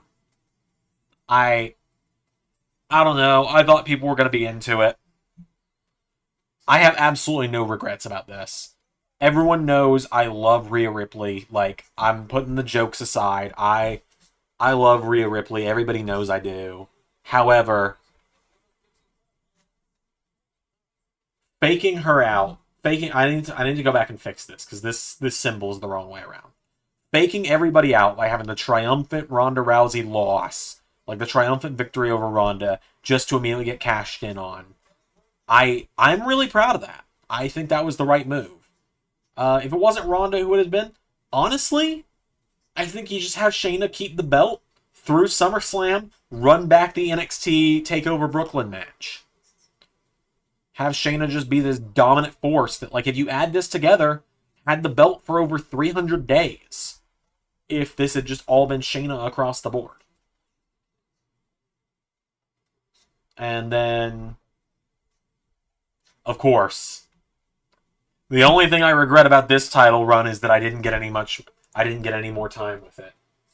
And, like, I've argued with Ray still about this. He's like, no, Zander, because you would have kept the belt on her for another year. I was like, no, Ray, I would have kept the belt on her through SummerSlam. Because you guys have heard us argue about this on stream. Like, Ray and I argue about this on stream. I don't like that this is what we went with. And Ray is like, well, Becky was too obvious. That was the argument. I was pushing for Becky. Ray was like, Becky's too obvious. Like, to give you guys an idea of how heated this got. It was originally Tegan Nox. We were both on board. She got released. It was then going to be Naomi. We were both on board. She walked out. Ray was heavily pushing for a face Bayley. And I was like, I don't like Bayley. Stop suggesting her. And I'm fine with her now. But at the time, I really didn't like Bayley. Because I still had a sour taste in my mouth from the Golden Role Model stuff. I hated that. I hated her and Sasha doing the stuff in the pandemic, the Golden Role Models. Not like they're good heels, like I am exhausted of these two. And like, I know that's a very unpopular opinion to have, but that's just my opinion. Like, at one point it was going to be Raquel, and then ultimately we settled on Io when she returned at SummerSlam. And then I, obviously, as you can tell, just went with what I wanted to do at that point. This happened on accident. And as you can see, I rolled with it. Don't regret it. Fucking loved this title run. Doing a part-time women's champion that people were actually mad about. I loved it. This reign, only being 14 days, perfectly encapsulates the Roxanne Perez character, leading to the DDT on the concrete. Leading right back in here. This is honestly, like, this from here down is like my favorite run in the history of this belt. Like, Becky's win over Io was so fun because they had the good 2-match series where Becky got the visual submission at No Mercy and then won it at Money in the Bank. And then Roxanne got the shock holy shit victory. And then Trish, of all people, ended up being the one to beat her. And I love the bit there of Trish beat her because Roxanne really beat herself. Roxanne got in her head that she needed to do this big dive because it was WrestleMania. And Trish, being the wily veteran, knew to get out of the way. And so Roxanne went, bam, face first into the concrete. Trish won.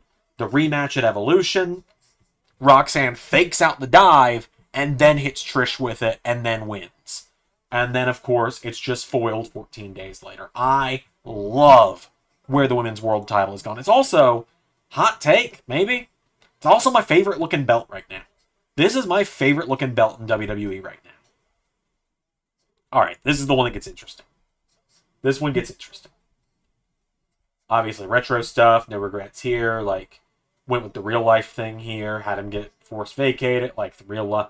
Kind of did the real life thing here as well, and then kind of shifted it around a little. Who knows where this ends? You'll find out eventually. Would really love to actually show some of this one day. Somehow. But then here we go. This is where the main thing starts. You know, AJ, it was like, we definitely believed AJ was a main eventer. Still do. So we just needed to move him up the card. Capitalized with a returning John Morrison. I really liked Bobby Lashley. You can tell this was the belt where I was experimenting early on. I really like Bobby Lashley, so I put it on him. Then Malachi or Alistair got it for a while. This, still one of my favorite things involving the U.S. title was these two guys.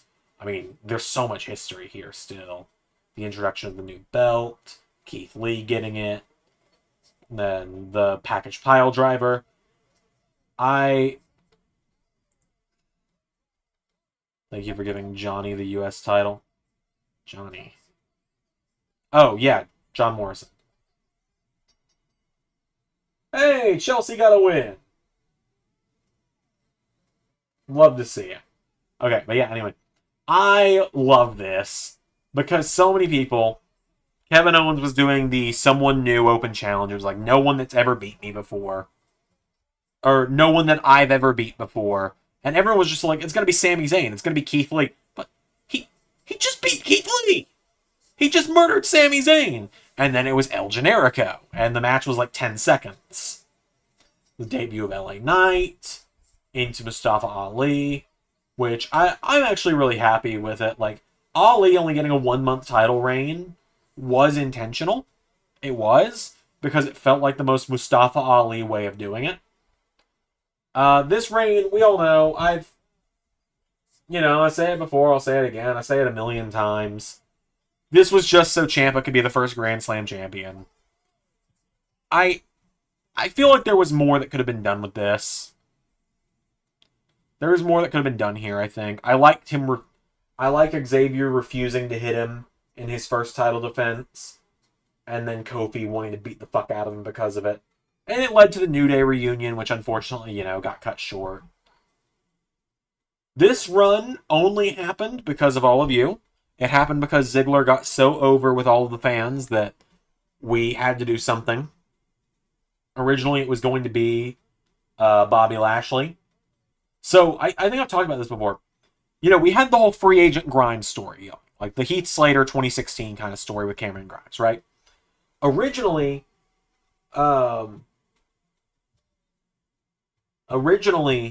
Big E was going to lose the belt to Bobby Lashley when they were on the same team at Cyber Sunday, and that's where Big E was going to get kicked out of the group.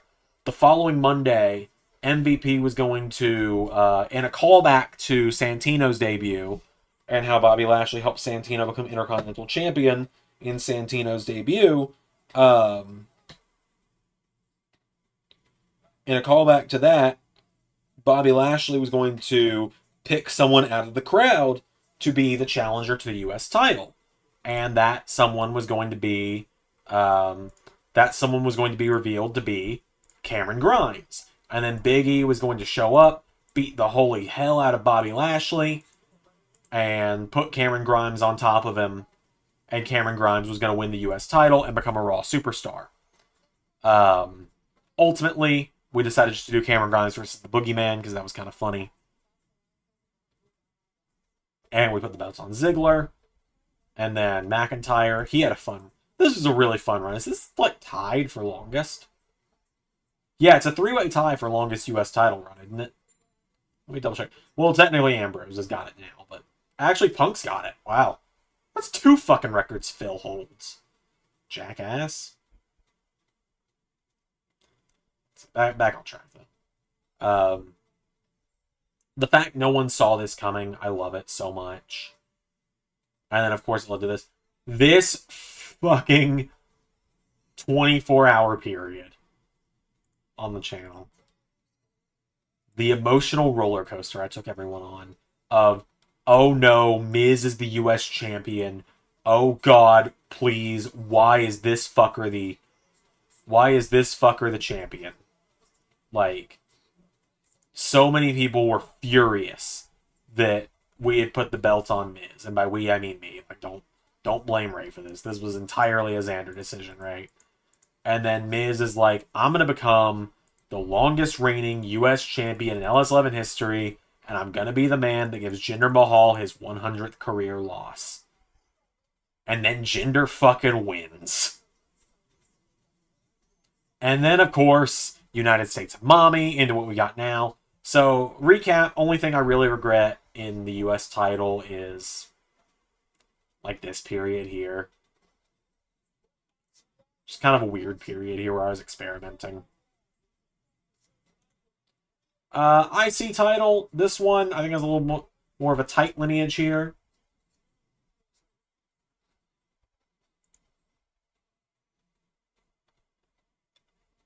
This is one we're just kind of stuck with more than anything.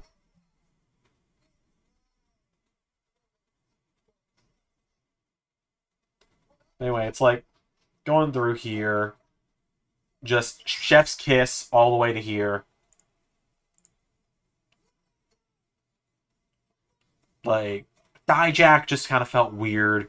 Cross with the hindsight of the release, I'm fine with. He was going to lose the belt anyway, and he got released, so it just kind of worked out. Like, this was always the plan, but Cross didn't get pinned, and so it was going to lead to him moving up the card and all that. Another one, this one happened on accident. This happened because of the superplex off the ladder to the outside through, and I was like, well, I think Owens has got to win now. So he got a 1-month title reign. This reign, much like Theory's real US title reign, kind of fell a little flat. This kind of fell a little flat too.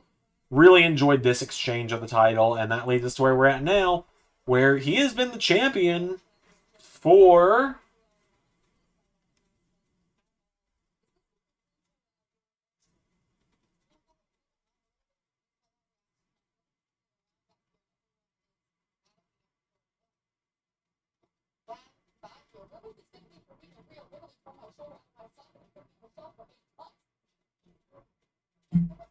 Let's see.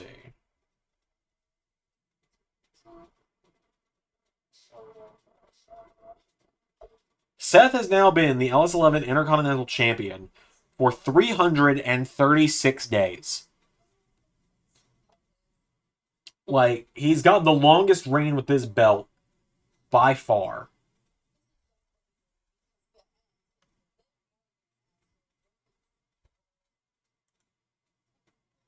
Cruiserweight title. I don't really have much to say with this one, I'm not going to lie.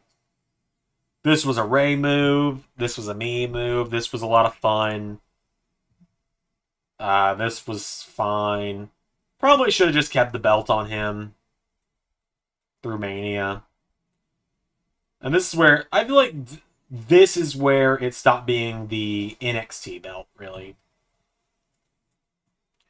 I love that Mello got the belt at SummerSlam. He wasn't even supposed to. I just rolled with it.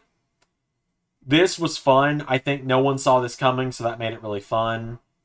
The way I did like a retelling of the Jade Cargill thing that she did in real life, where he won the big title defense against... excuse me. Mello won the big title defense against Dragon Lee, and then he was like, you know, I don't think that's enough. And Xavier Woods got the shock win. Santos Escobar got it. Angel Garza got it. Now it's on Logan Paul. Tag titles, which these will be updated as soon as I get the chance. Not much to really say in the early goings here.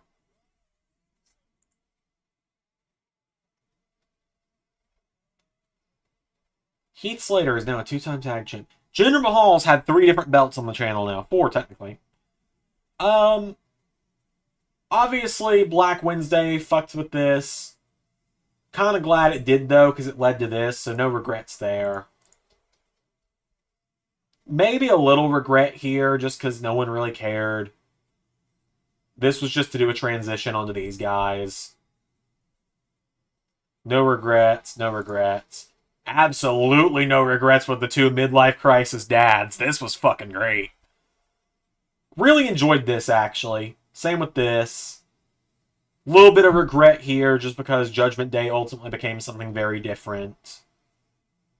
No regrets. Absolutely no regrets. Abso-fucking-lutely no regrets here. The fact nobody saw this coming, and this actually made some people mad that we did this. I thought it was great. And then it led into here.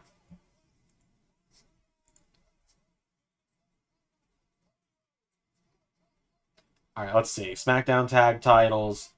This was fun. This was fun. This was fine. This was just kind of because I really like John Morrison. This is weird to look back on, but I really enjoyed it. This was a little weird, but I think it was fun. Let's see.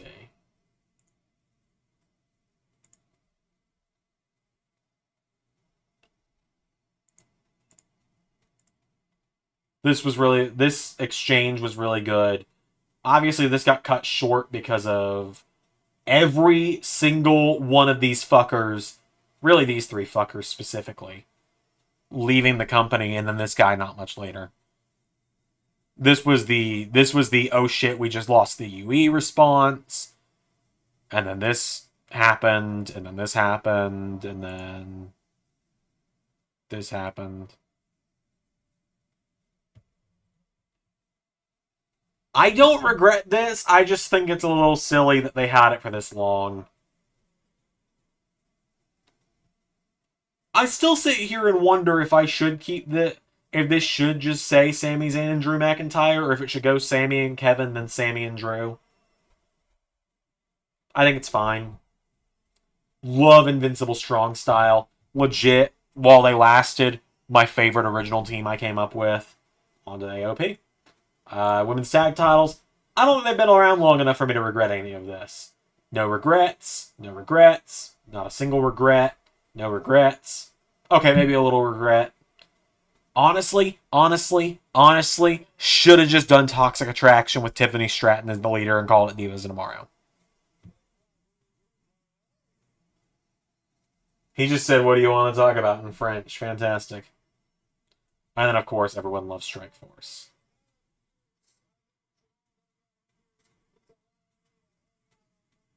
Oh, yeah, the 6th up with excellent. I was just kind of speed running that part. But yeah, no, when it comes to the women's tag, it's like, maybe we should have had someone other than Lacey Evans in the group, but it's not the end of the world.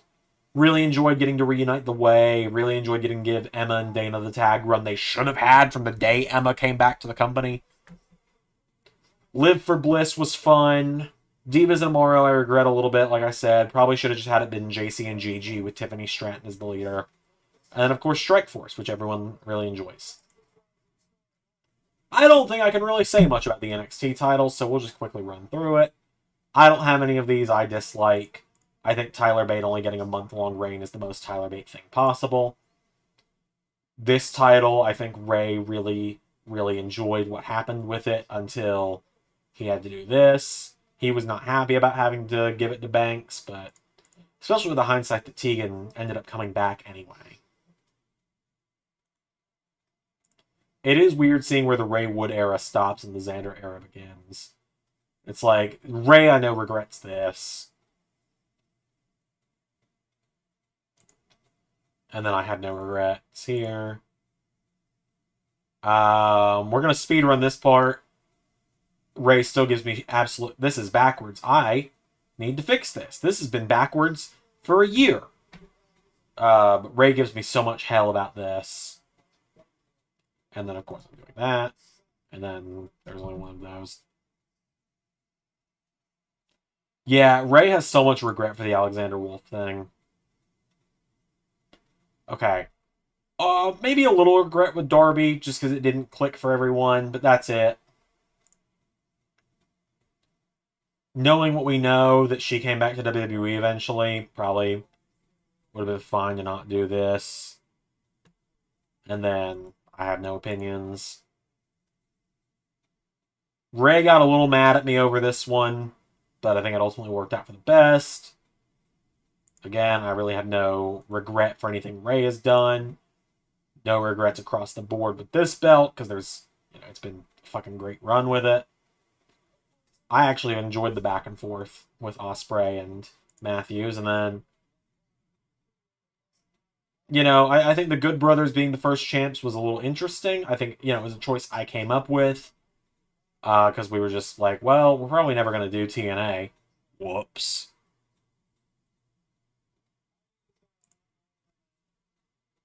I gotta vacate these because now they're vacant.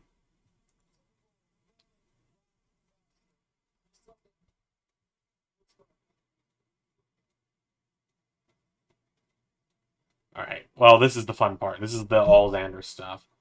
No regrets across the board here. I don't even regret this. Some people think I do. I fucking loved doing Mandy Rose in TNA. I mean, Mandy Rose, TNA. It writes itself. Mandy Rose went to TNA after WWE fired her for showing TNA. Anyways,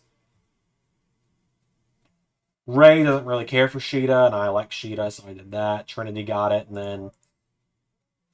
This was actually always the plan, was to put it on staff. I just had to figure out who I want. I gotta update this section as well. I gotta put the new belts in place here. We'll come back around to that one.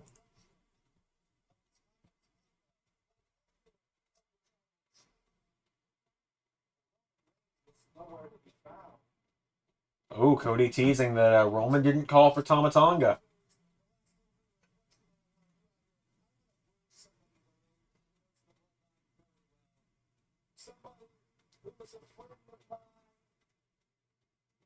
Oh, time to bring out Jey Uso.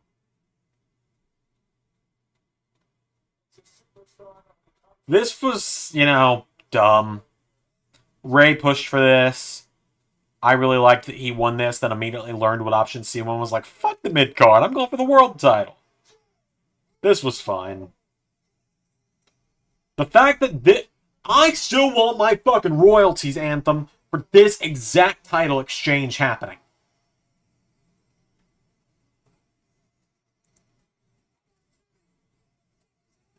This was just a circumstance thing. Again, this was like oh, Eric Young's gone, I gotta get the belt off him ASAP. Why I didn't just wait and put it on Macklin, I don't know. Then we had the Main Event Mafia stuff, into AJ, and now here we are. He won this shit on accident, by the way.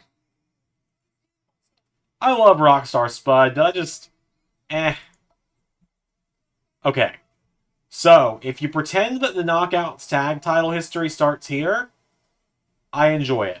This was, again, a matter of circumstance of no one made a call of either of these women, and so we had to put someone else in the title match.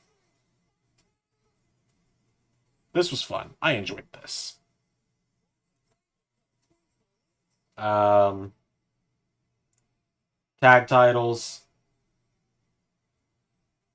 This was fine. Enjoyed this. Enjoyed this. This was a lot of fun. FTR's Double Champs was a lot of fun. Especially because it led to one of my favorite tag matches I've ever done. The Beer Money reunion was great. JT is going to be livid in the comments in 3, 2, 1. This was fucking hilarious, though. ABC got the belt, and now we're at Embassy of Aaron. Really no regrets there. Digital media title. Oh. Cardona with it was a lot of fun. Danhausen dancing his way to it was one of the funniest things I've ever done. Just for Cardona to win it back. Best reign with the belt so far. And he went to Planet Jarrett for 100 days, which was hilarious. Heath got it for a hot minute. And then Moose killed him, and then Nemeth got it. And so, TNA World title. How do I feel about it? Love it, love it, love it, love it, love it.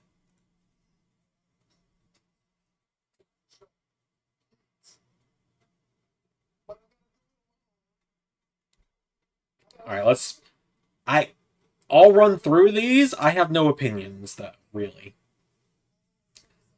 It was... I didn't really get to do anything here with it. This was cool, because I like Brody King, and then... Oh, right, these are all on one page. I just... Oh, I have never updated this. It's good to know that I never updated that.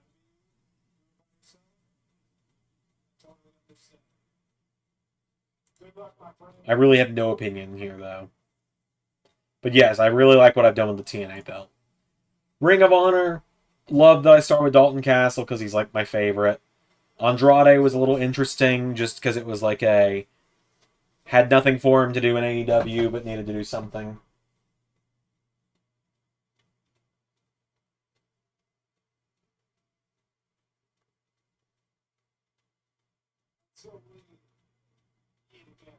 Until we eat again. So this was a Ray idea, and then this was also a Ray idea. I really don't have much opinion on what I've done with this title so far. Ring of Honor in general, it's just like... I know how this sounds with it being me running this thing, but like... There we go. Like, just so far with Ring of Honor, it's just kind of been like... a case of... It's just kind of been a case of like, well, just kind of rolling with it, I guess.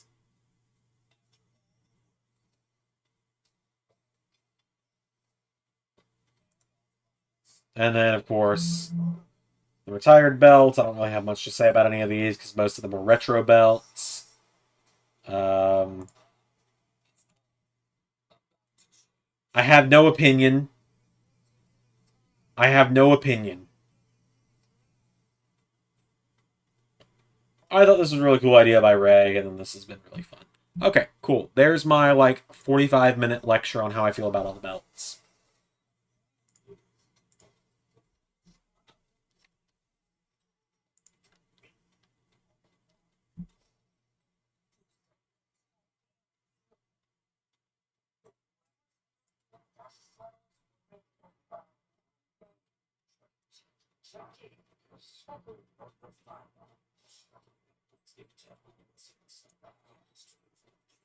Oh, yeah, gender winning, like, to break the fourth wall completely here, gender winning's the right choice every day of the week.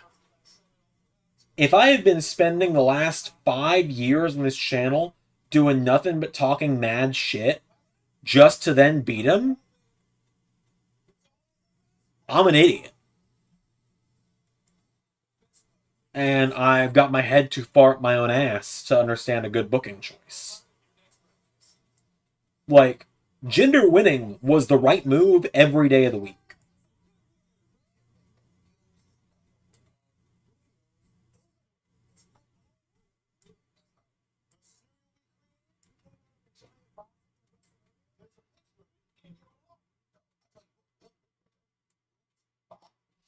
One of the best ways to write off the belt was a Pawn Stars reference. Oh yeah, Logan Paul canonically pawning off the hardcore title just to get rid of it.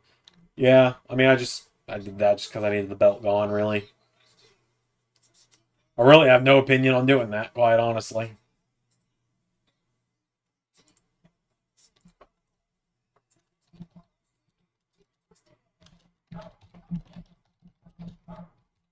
Is there anyone you wanted to make champ but never got the chance to due to their contract being released? Oh, there's so many of those. Buddy Murphy was the original one planned to beat. Fuck. I've not even drank tonight and I'm forgetting things. Buddy Murphy was originally going to be the one that beat Bobby Roode for the WWE title.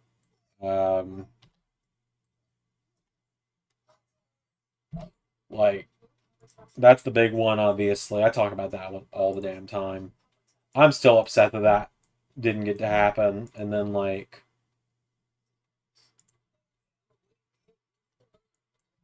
There have been several times. I can't think of every single example off the top of my head, but trust me, there's been a lot.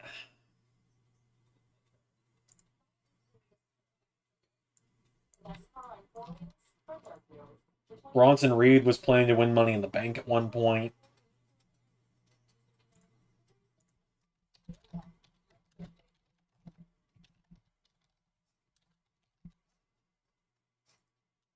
Things like that.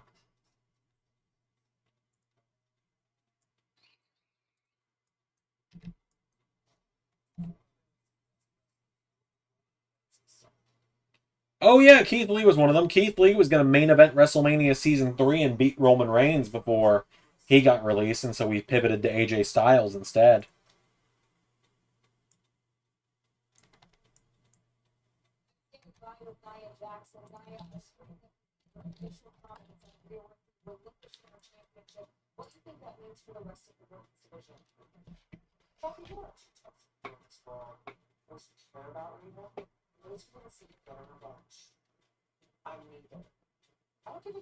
Whenever we're talking about Black being WWE champion, yeah, I pushed for him to be the one to beat Finn Balor at one point, but Ray's response was, and I quote, "Zander, we can't just have schizophrenics fighting over the WWE title all the time."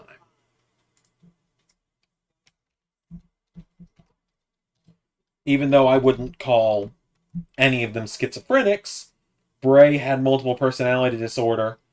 Finn used the demon as war paint, and Aleister Black was just very brooding.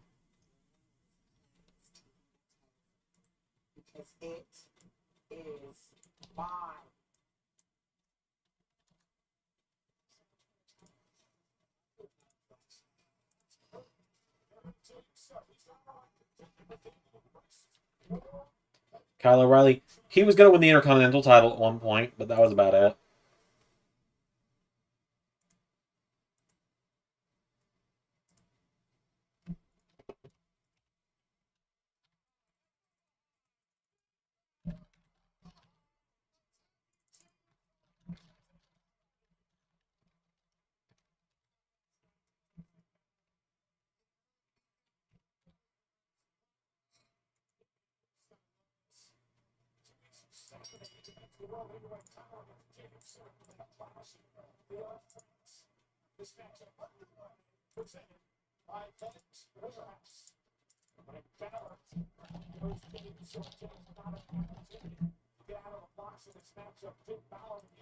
But yeah, usually you can expect that if one of my favorites got released from WWE, it was probably right before they were going to win a belt.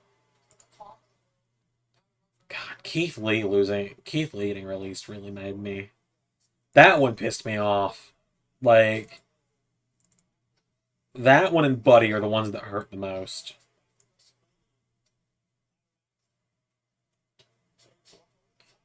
So there were discussions of making Kyle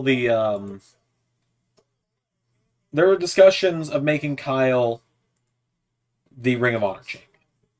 There were discussions of that. But essentially, here's how I am with the whole Kyle O'Reilly thing there. Right. It's not that I would have never made him a champion. It is not that I would have never made him a world champion.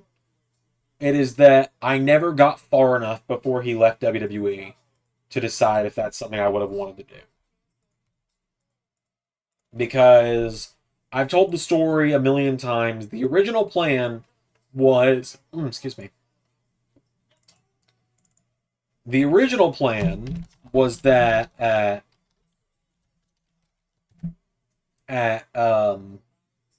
WrestleMania, it was going to be Team Hell No versus the New Day versus the Undisputed Era.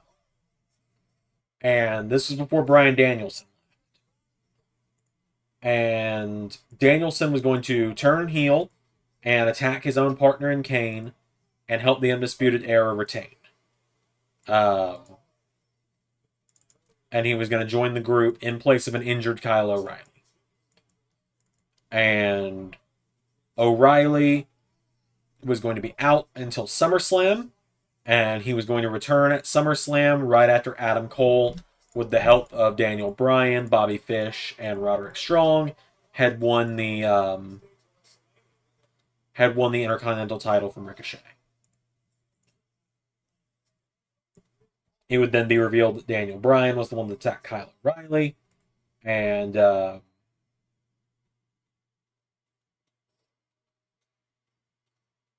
going to be revealed Daniel Bryan attacked Kyle O'Reilly, but Adam Cole was going to side with Daniel Bryan over Kyle O'Reilly just because it's Daniel Bryan, man. Why wouldn't I want him on my team? And that was going to lead to War Games of Team O'Reilly versus the Undisputed Era, with Team O'Reilly being Kyle O'Reilly, Ricochet, Drew McIntyre, and Pete Dunne, who would have officially made his main roster debut finally. And then after that, Kyle would have beat Adam Cole for the Intercontinental title, losing it to Pete Dunne at WrestleMania Season 4. Season 3. How about Joe as World Champion? I assume you mean Samoa Joe. Well, he was TNA World Champion, so he had that going for him. Never any plans for him to be WWE Champion, although I did kind of, in hindsight, realize I would have rather had him be the one to beat Finn Balor instead of Bobby Roode.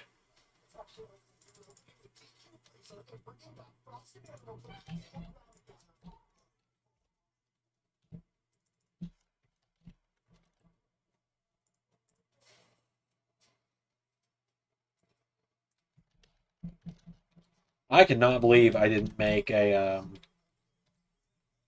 I cannot believe I didn't make a graphic for Zack Sabre Jr. to Bryan Danielson on the title history stuff.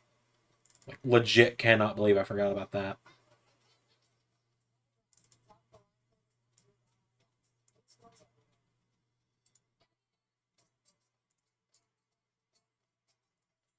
I probably just need to delete that folder at this point, but... No, I did. I just never updated it.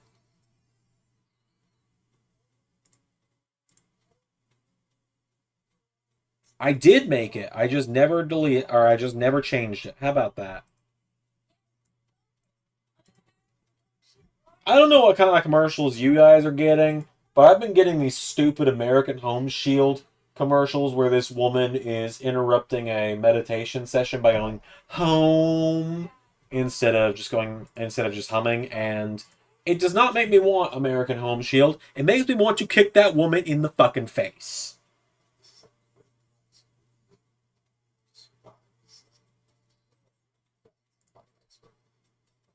Swerve and WWE any plans he had to cancel. I called him up and he was gone within like 6 weeks. So I didn't even get a chance to make plans. That's the most annoying part, is I didn't even get a chance to make plans for Swerve.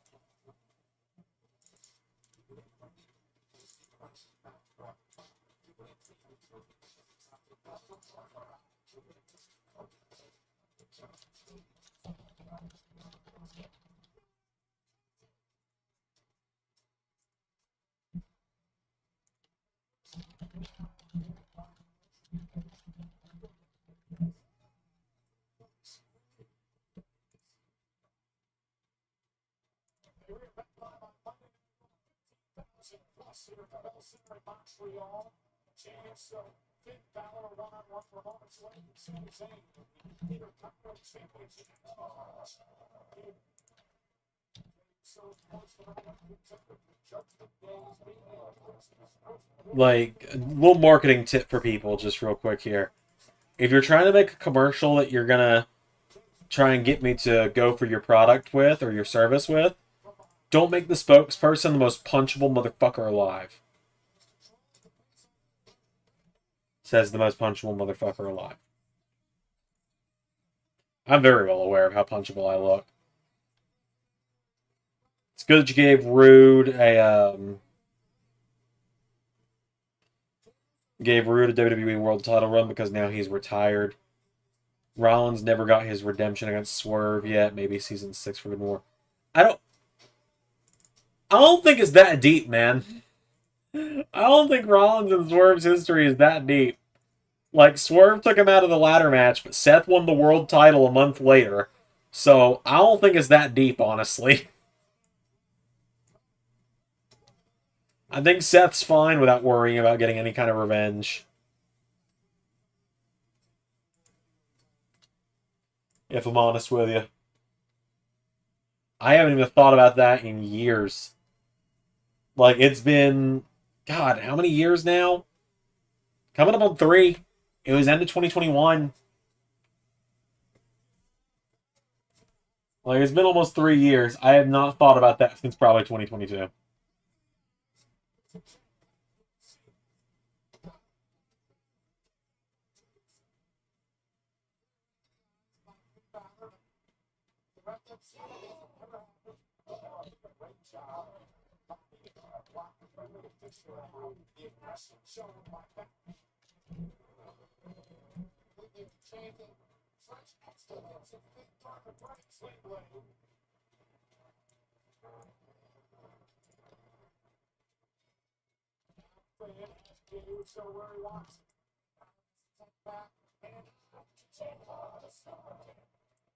You ever wonder how Ella's a little bit if you just said, if I just said, fuck it, I don't care about the releases. I have plans for this dude. I'm sticking to it till I'm done.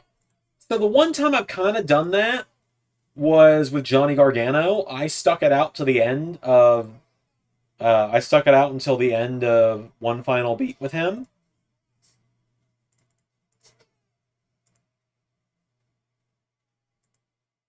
I stuck out to the end of One Final Beat, and then I moved on. And then he ultimately came back anyway.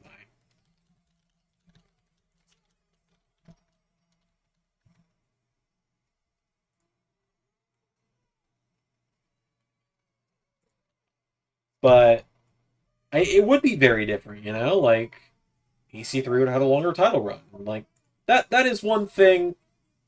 I will say that is one appealing thing to me about Stream is we would be able to just not ever worry about releases or contract expiration. And if we wanted that person to move to a different company, we could.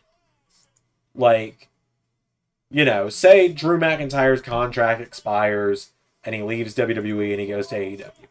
If we're in the middle of a story with him in WWE, we can do that. And then if we wanted to go to AEW, we can do that. Or if we want to just keep him around, we do that. I think Drew is staying no problem. He's gonna re-sign. I have zero doubt in my mind. But that's just the first name that popped into my head.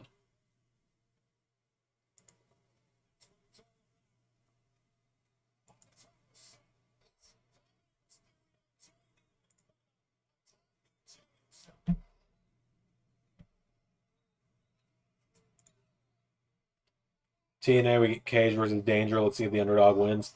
Zach, honestly, thank you for reminding me that that match is happening, because that makes my... That just adds one match that I would not have remembered to do this week otherwise. I have not written TNA yet. So I'm going to write down that that match is happening this week. Or I forget.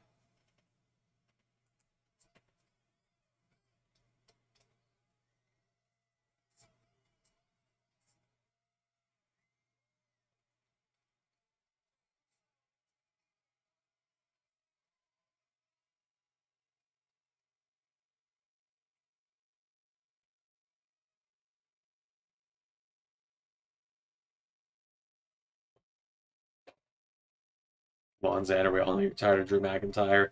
That is impossible.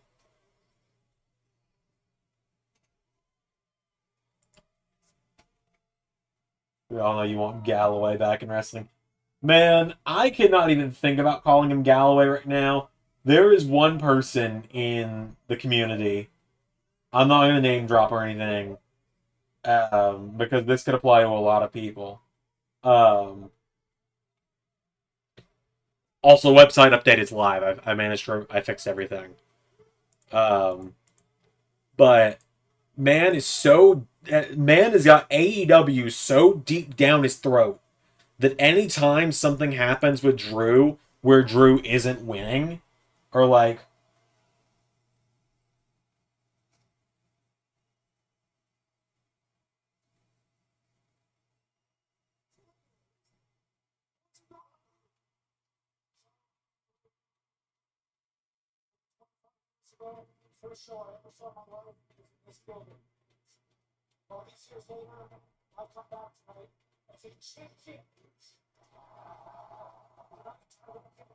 hold on, I'll finish my thought here in a second.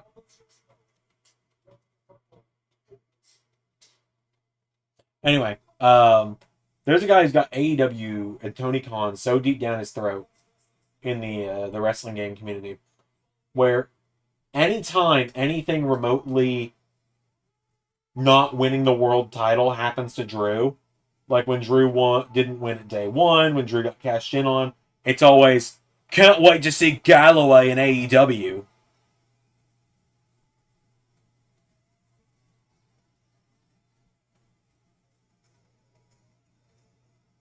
Oh, Sammy's going through the crowd. It's like, I don't care. Like, you can be excited about that. You can be like, I hope this guy signs with AEW.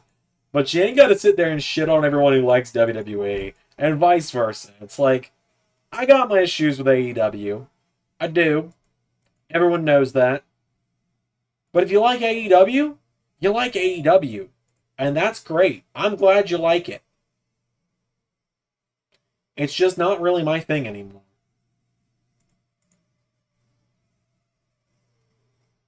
But I am glad that you enjoy it. It's like me with TNA. I fucking love I fucking love TNA.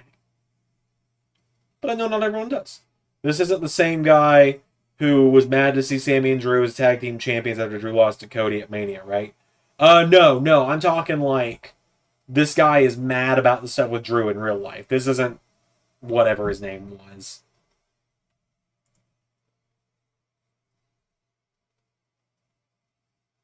That it isn't what's his nuts. Ray taught me the most Ray taught me that the most effective thing you can do to a hater is not even mention them by name. Just forget their name. And doing that instead of calling people by name on stream, anything like that, just being like whatever their name is. It has made my life a lot easier. It's a life lesson I'm glad I got. I'd rather remember the names of the people who, I'd rather remember the names of the people who support what I do, you know?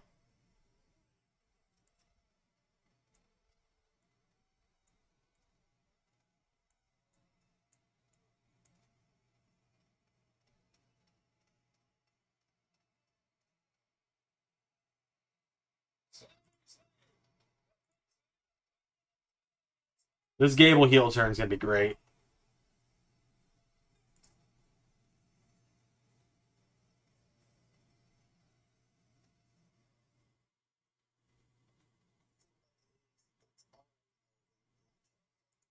Well, yeah, of course, you enjoy the ride. That's the point. Like, the point of the series isn't, like, the point of the series is never for people to try and armchair book it, or for people to, like, I'll admit, I always feel a little bad when people submit, like, ideas for the series, right? They're like, oh, what if you did this? Like, here's a story idea. What if you did this? And it's like, I always feel bad when people do that. Not because it's not good. I have seen some legitimately good pitches from people, but I don't do it. And I've explained why before. And I've explained why many of times, right?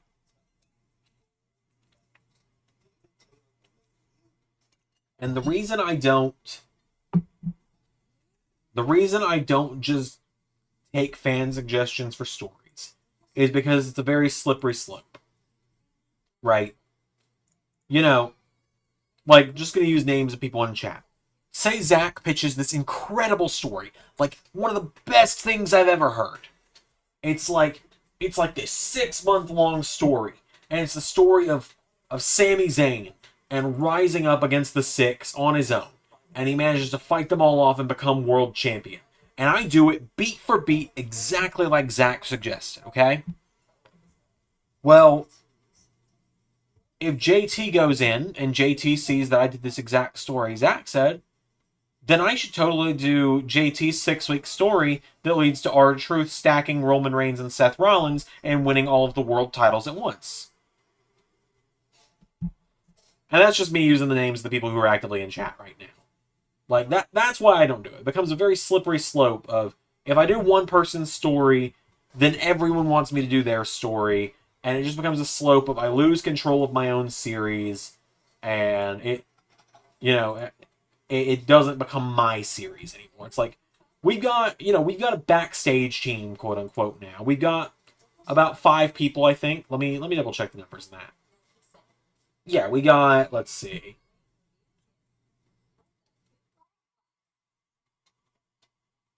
Yeah, we got 6 people.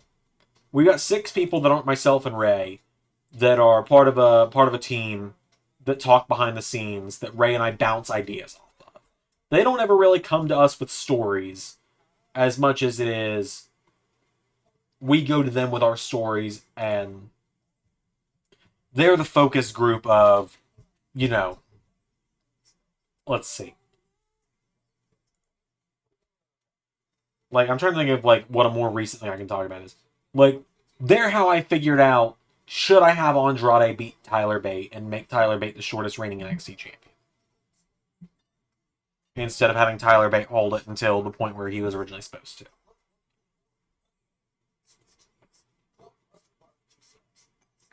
Stuff like that.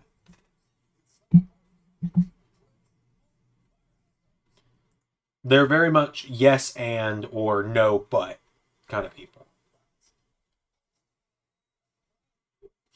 Oh boy, where's this going, JT?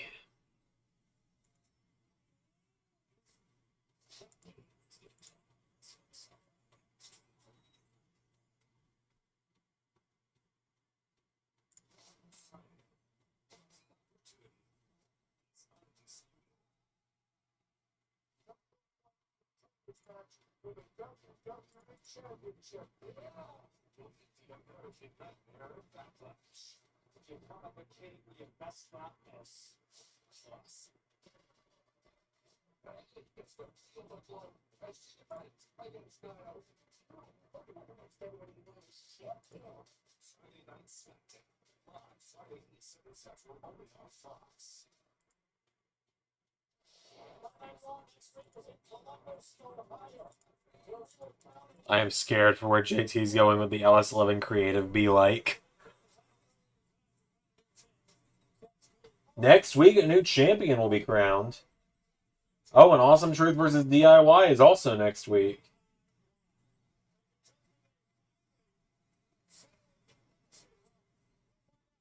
And Dom and JD versus Andrade and Ricochet next week.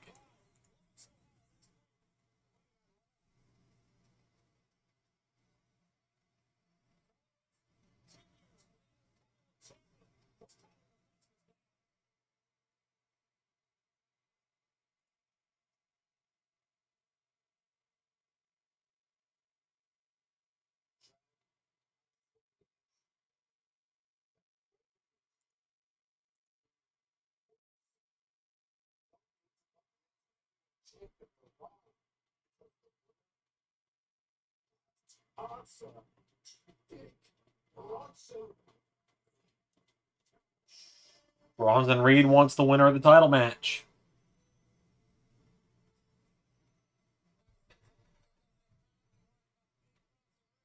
Now let someone creative be like, you want to troll your own fan base and book someone you know is going to irritate them? Excellent. While you're at it, give this over talent a short title reign too. You say that, but it's true. The backlash has to be Awesome Truth versus Imperium, right? Probably. Guys, I have wanted to do this forever. And I can finally do it because my hair is long enough.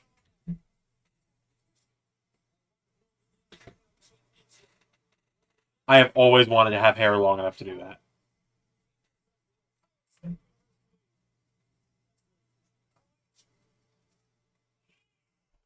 The hair is herring right now. Defying gravity, even.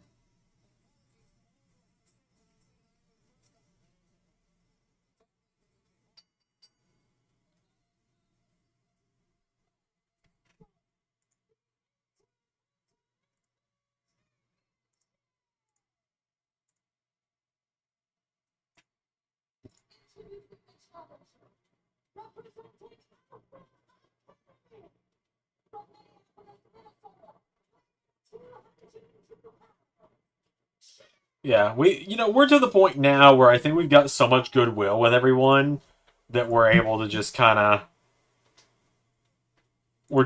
able to do that kind of shit. Like, we can put the U.S. belt on Jinder Mahal for a month. I can have Jinder win the main event of Xandermania. Fight Jinder in a title versus hair match. We'll see. I'll think about it. I gotta work my way back up, though. I'm starting at the bottom again. I'm going for the LSWF US title. Speaking of Jinder's title. Alright. I'm scared of where this is going.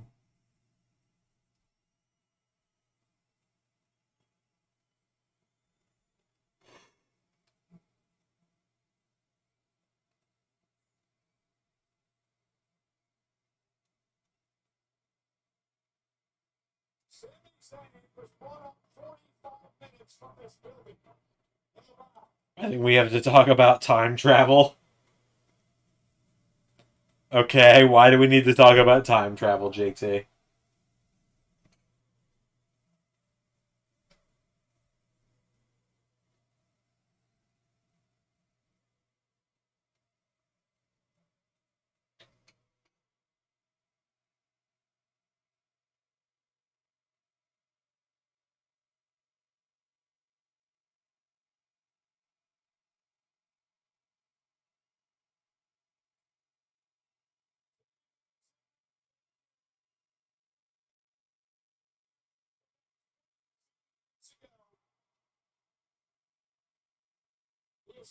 Sammy's winning tonight, but I think a Gable heel turn is upon us.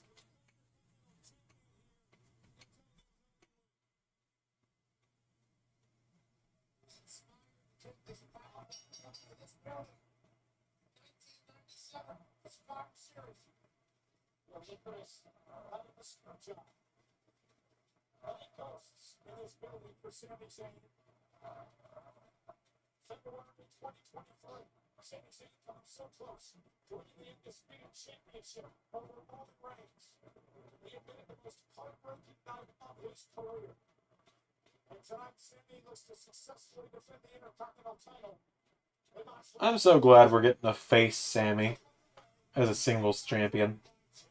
We have never had that on main roster.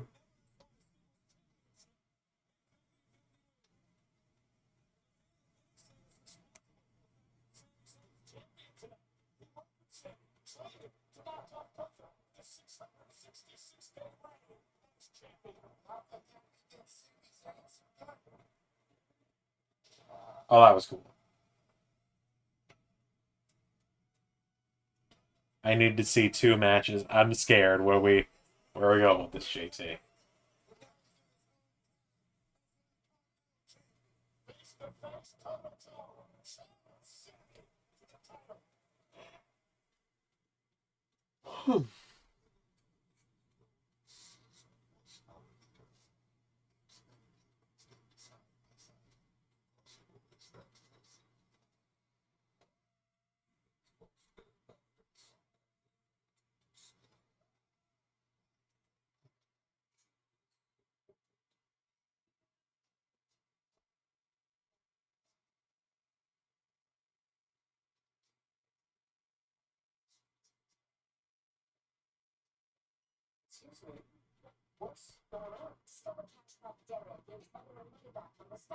Oh, Sammy's a significantly better face. I agree.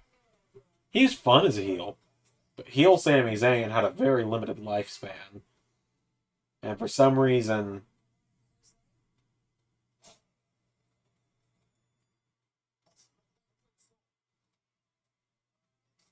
the old bastard was so intent on keeping Sammy as a heel. Like, he turned Sammy heel a year after Sammy arrived in the main roster and then just kept him that way. Jinder versus Iron Sheik or Jinder against Jinder. Oh no, Jinder versus Muhammad Hassan. Oh no. Didn't Muhammad Hassan return to wrestling recently? Like 5 years ago, I mean? Hold on. He's a retired wrestler. He did some indie matches in 2018. And then in 2019, he would retire to focus on being he would retire to focus on being a principal, because now he is currently um,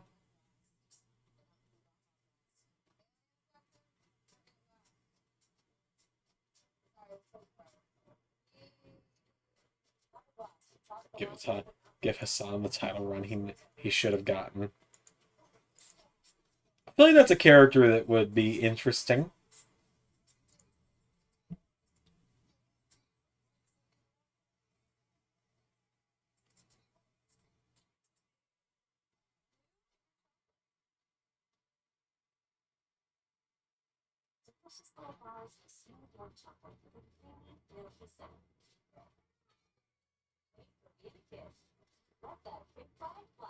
No, Muhammad Hassan's not banned from the series. It's not his fault.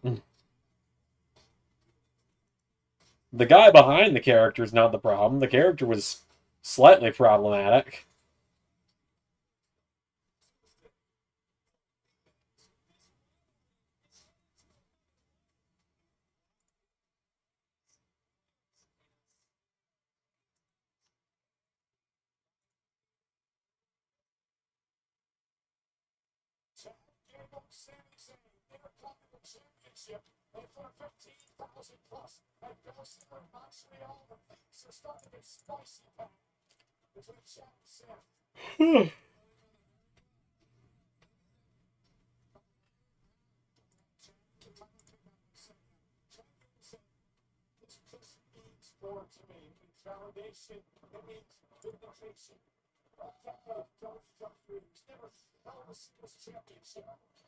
The Gender Dynasty, Gender, Iron Sheik, Hassan, and Great Khali as a faction. Oh no!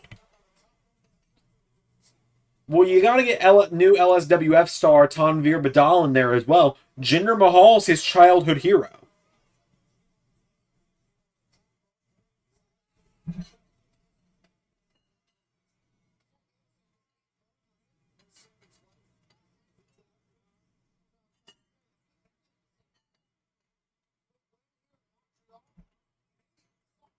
I am actually really excited for, like, I know that me saying I'm excited for a character in LSWF is almost a one-way ticket for people to not like them.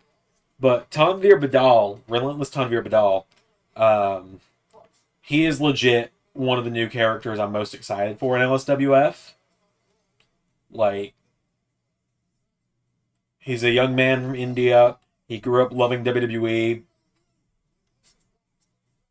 Seeing someone of his same heritage win in the main event of the Zander Mania inspired him to come to LSWF, and now he wants to be a world champion.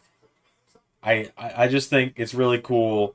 I think it's just really cool to have like an unironic face, like a white meat baby face. You know, we hardly ever do that, but he's a pet project of mine, to say the least. I'm the one who created him, and I'm excited for people to see how he does.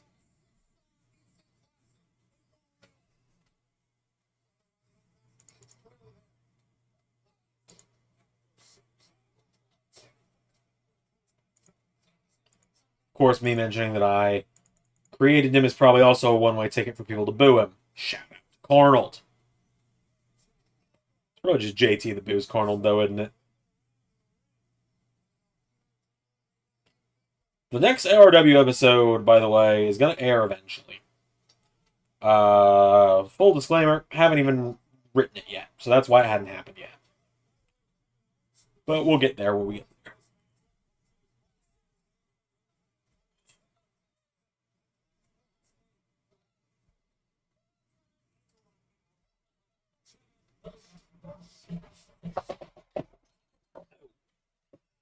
Gable's someone who was supposed to win a title at one point in the universe. There have been several ideas for Gable to be like U.S. champion and stuff. Like so many plans. for Gable to be the U.S. champ that just never came to fruition. Um, One thing, like for example, that I really liked originally, season 3, Gable was supposed to get called up to Raw alongside Shelton Benjamin, and Shelton was going to betray him to join the Hurt Business instead of betraying him back in NXT. But Ray wanted to hold on to Gable for a little while, and that's fine. Originally, the idea was when Gunther was going to win the U.S. title from LA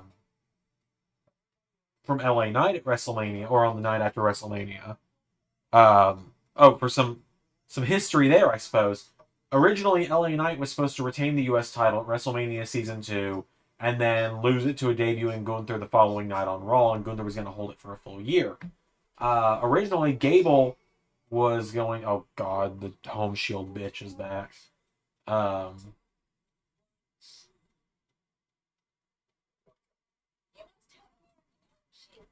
But anyway, yeah, no. So Gable and Shelton were going to debut together on or return to Raw together, and Shelton was going to betray Gable to join the Hurt Business, and Gable was going to spend a few months fighting off them, and then eventually it was going to lead to a huge match in season 3 of Gable Lesnar 2, the rematch from the rematch between those two from the start of LS11 Universe, when when Gable had tried to challenge Lesnar for the WWE title and ultimately came up short. Um, and so Gable was going to win there, and it was going to be Gable and Gunther at WrestleMania Season 3, and Gable would have won the U.S. title. Now, I'm not saying I want royalties for the idea of Gable and Gunther for the mid-card title at WrestleMania, but, you know, that's all I'm going to say there. Shamrock, so would be fun in universe. I assume you mean Ken Shamrock. Yeah, he's someone I intend to get around to in the retro series one day. I like Ken Shamrock just fine.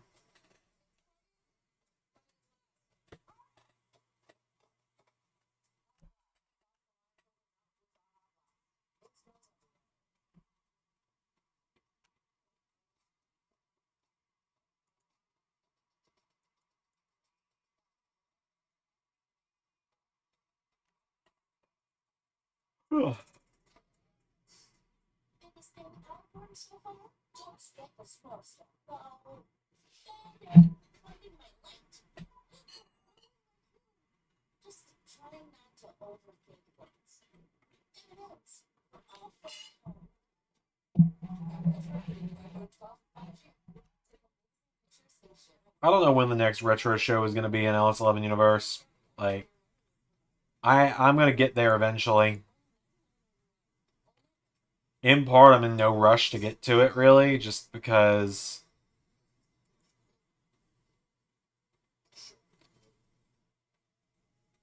just there's so much to do retro wise, and I'm in no rush to get there because the series is about to become a lot more manageable for me, with me only having to do 3 shows a week instead of 4. I mean, SmackDown is one of the shows that... Jesus!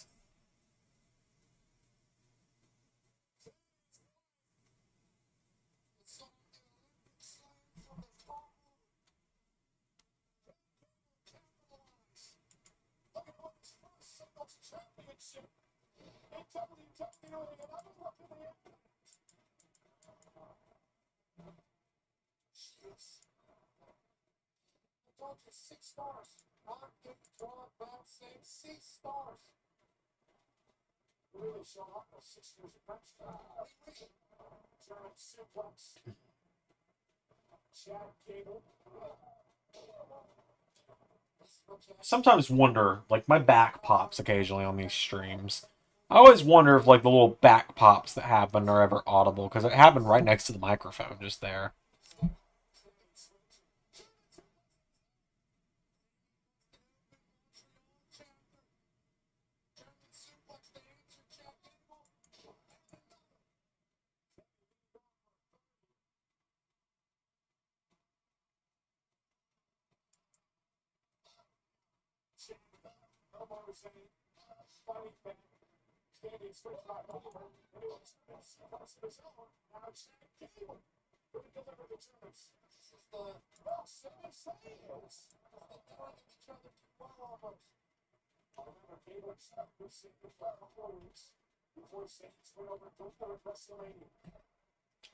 Oh, bad.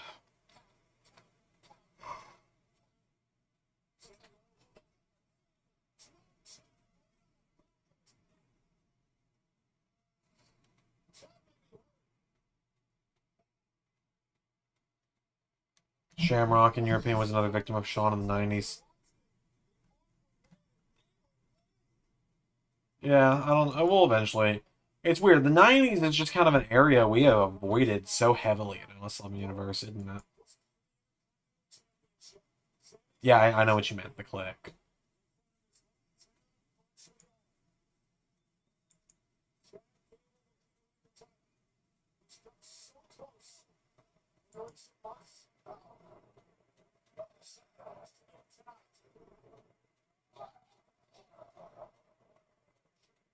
Yeah, no, I really haven't put much thought into, like, the 90s, like, the Attitude Era. Like,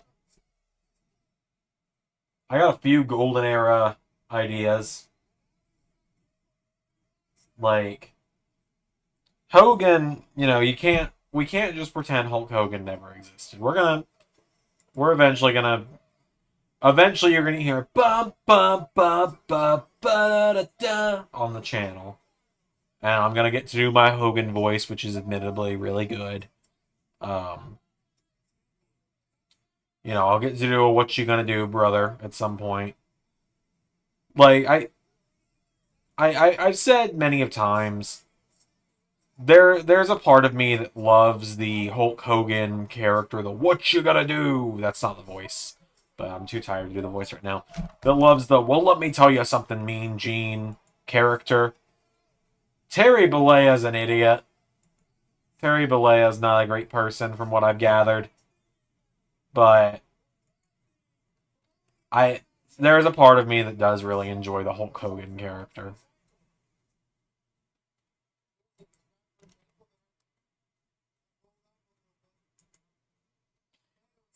And just remember, folks, you know what? No, I'm not making that joke. I'm not making that joke. It's too easy. I made it to Ray once, and it disturbed Ray of all people. So if it's a joke that disturbs Ray, then I cannot make it on stream. If it disturbs Ray, then I know that's the boundary. Given Ray says some of the most absurd shit imaginable on these streams.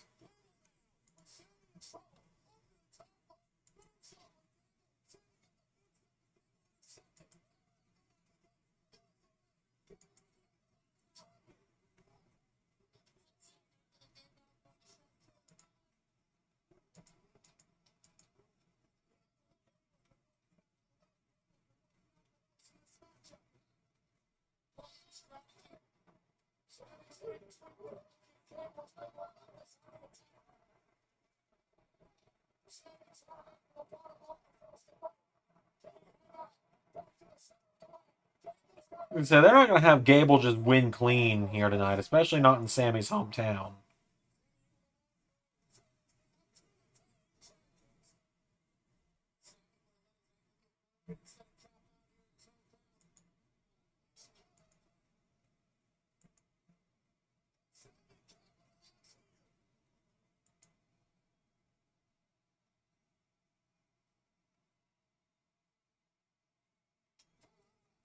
Yeah, there we go. That's it.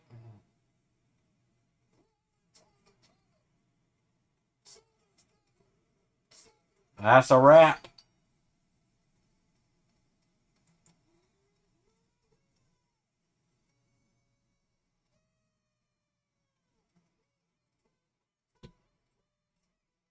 We may not get the heel turn tonight, just given there's only a couple minutes left on Raw.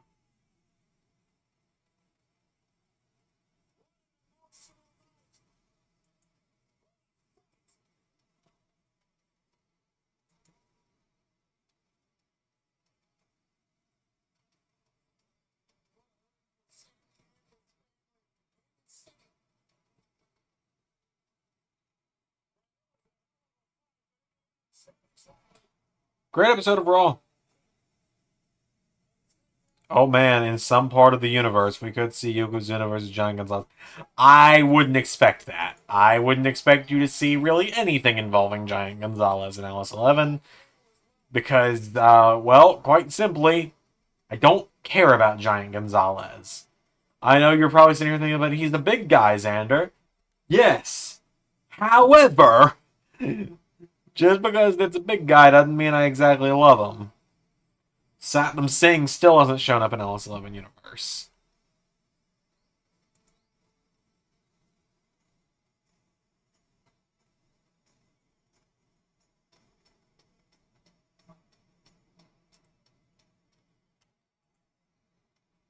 Although I did debate bringing him into the main event Mafia when Jarrett was there.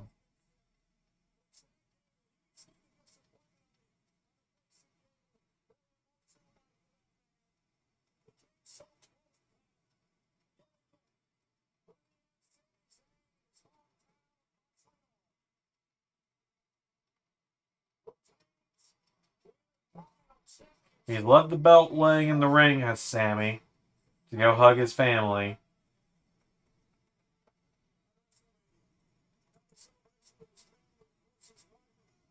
Oh, there's the heel turn.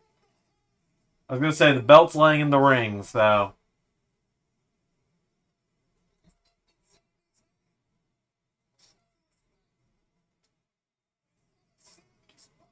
I mean, turning heel in front of his hometown, like turning heel against Sammy in front of Sammy's hometown, right in front of his wife and I believe his dad, it looked like. There's no better way to get heel heat. Well, the other way we could have is Yoko versus Bam Bam. Now that interests me. That could be fun.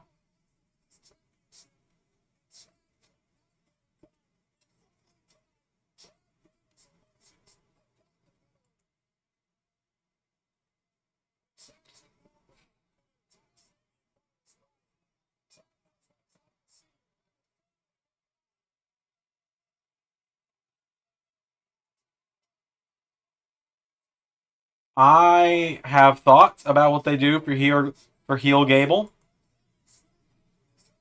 I need to hold it in though. And I cannot tell you why.